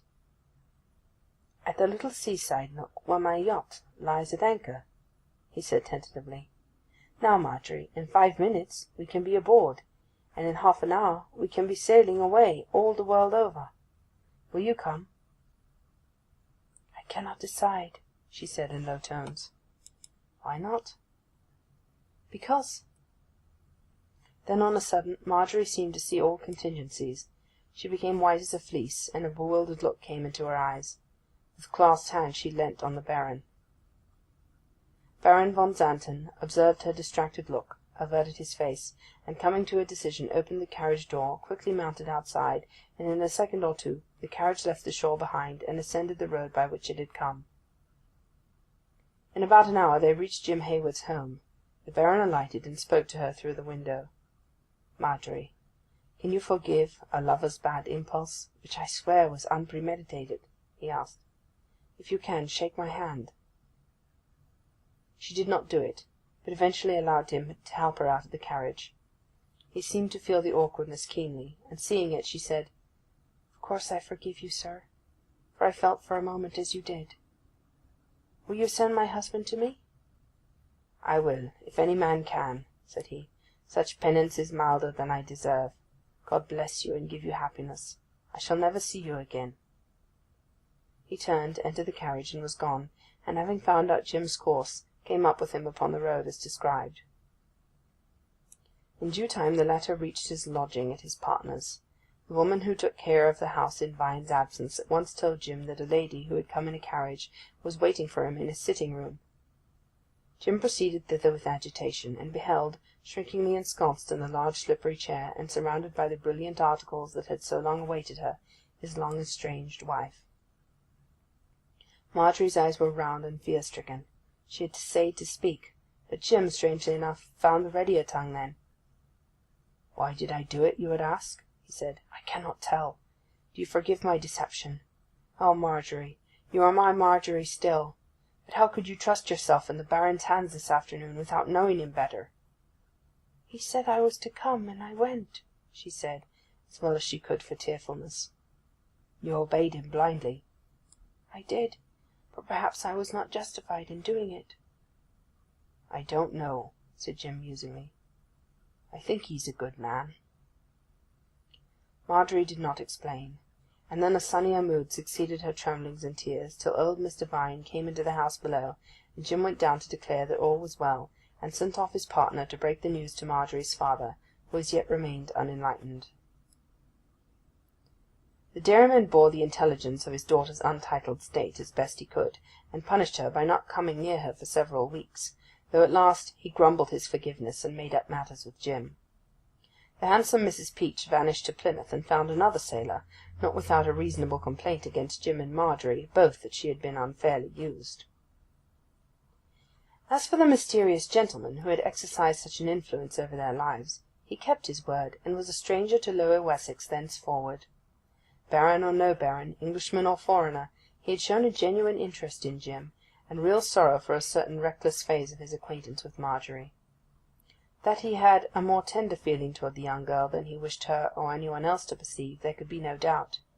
That he was strongly tempted at times to adopt other than conventional courses with regard to her is also clear, particularly at that critical hour when she rolled along the high road with him in the carriage, after turning from the fancied pursuit of Jim.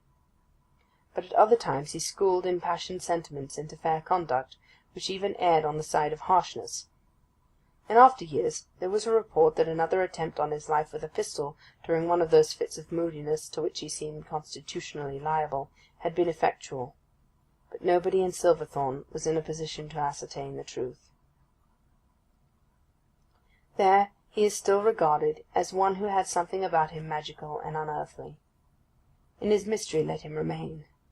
For a man, no less than a landscape, who awakens an interest under uncertain lights and touches of unfathomable shade, may cut but a poor figure in a garish noontide shine. When she heard of his mournful death, Marjorie sat in her nursing chair, gravely thinking for nearly 10 minutes, to the total neglect of her infant in the cradle. Jim, from the other side of the fireplace, said, "You are sorry enough for him, Marjorie. I am sure of that." "Yes, yes," she murmured. "I am sorry." After a moment she added, "Now that he's dead, I'll make a confession, Jim, that I have never made to a soul.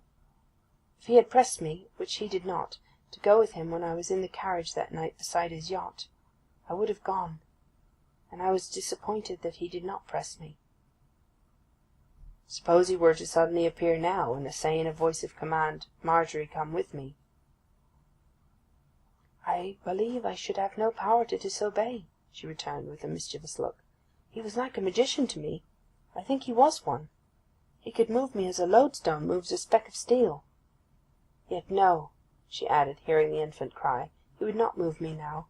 It would be so unfair to baby."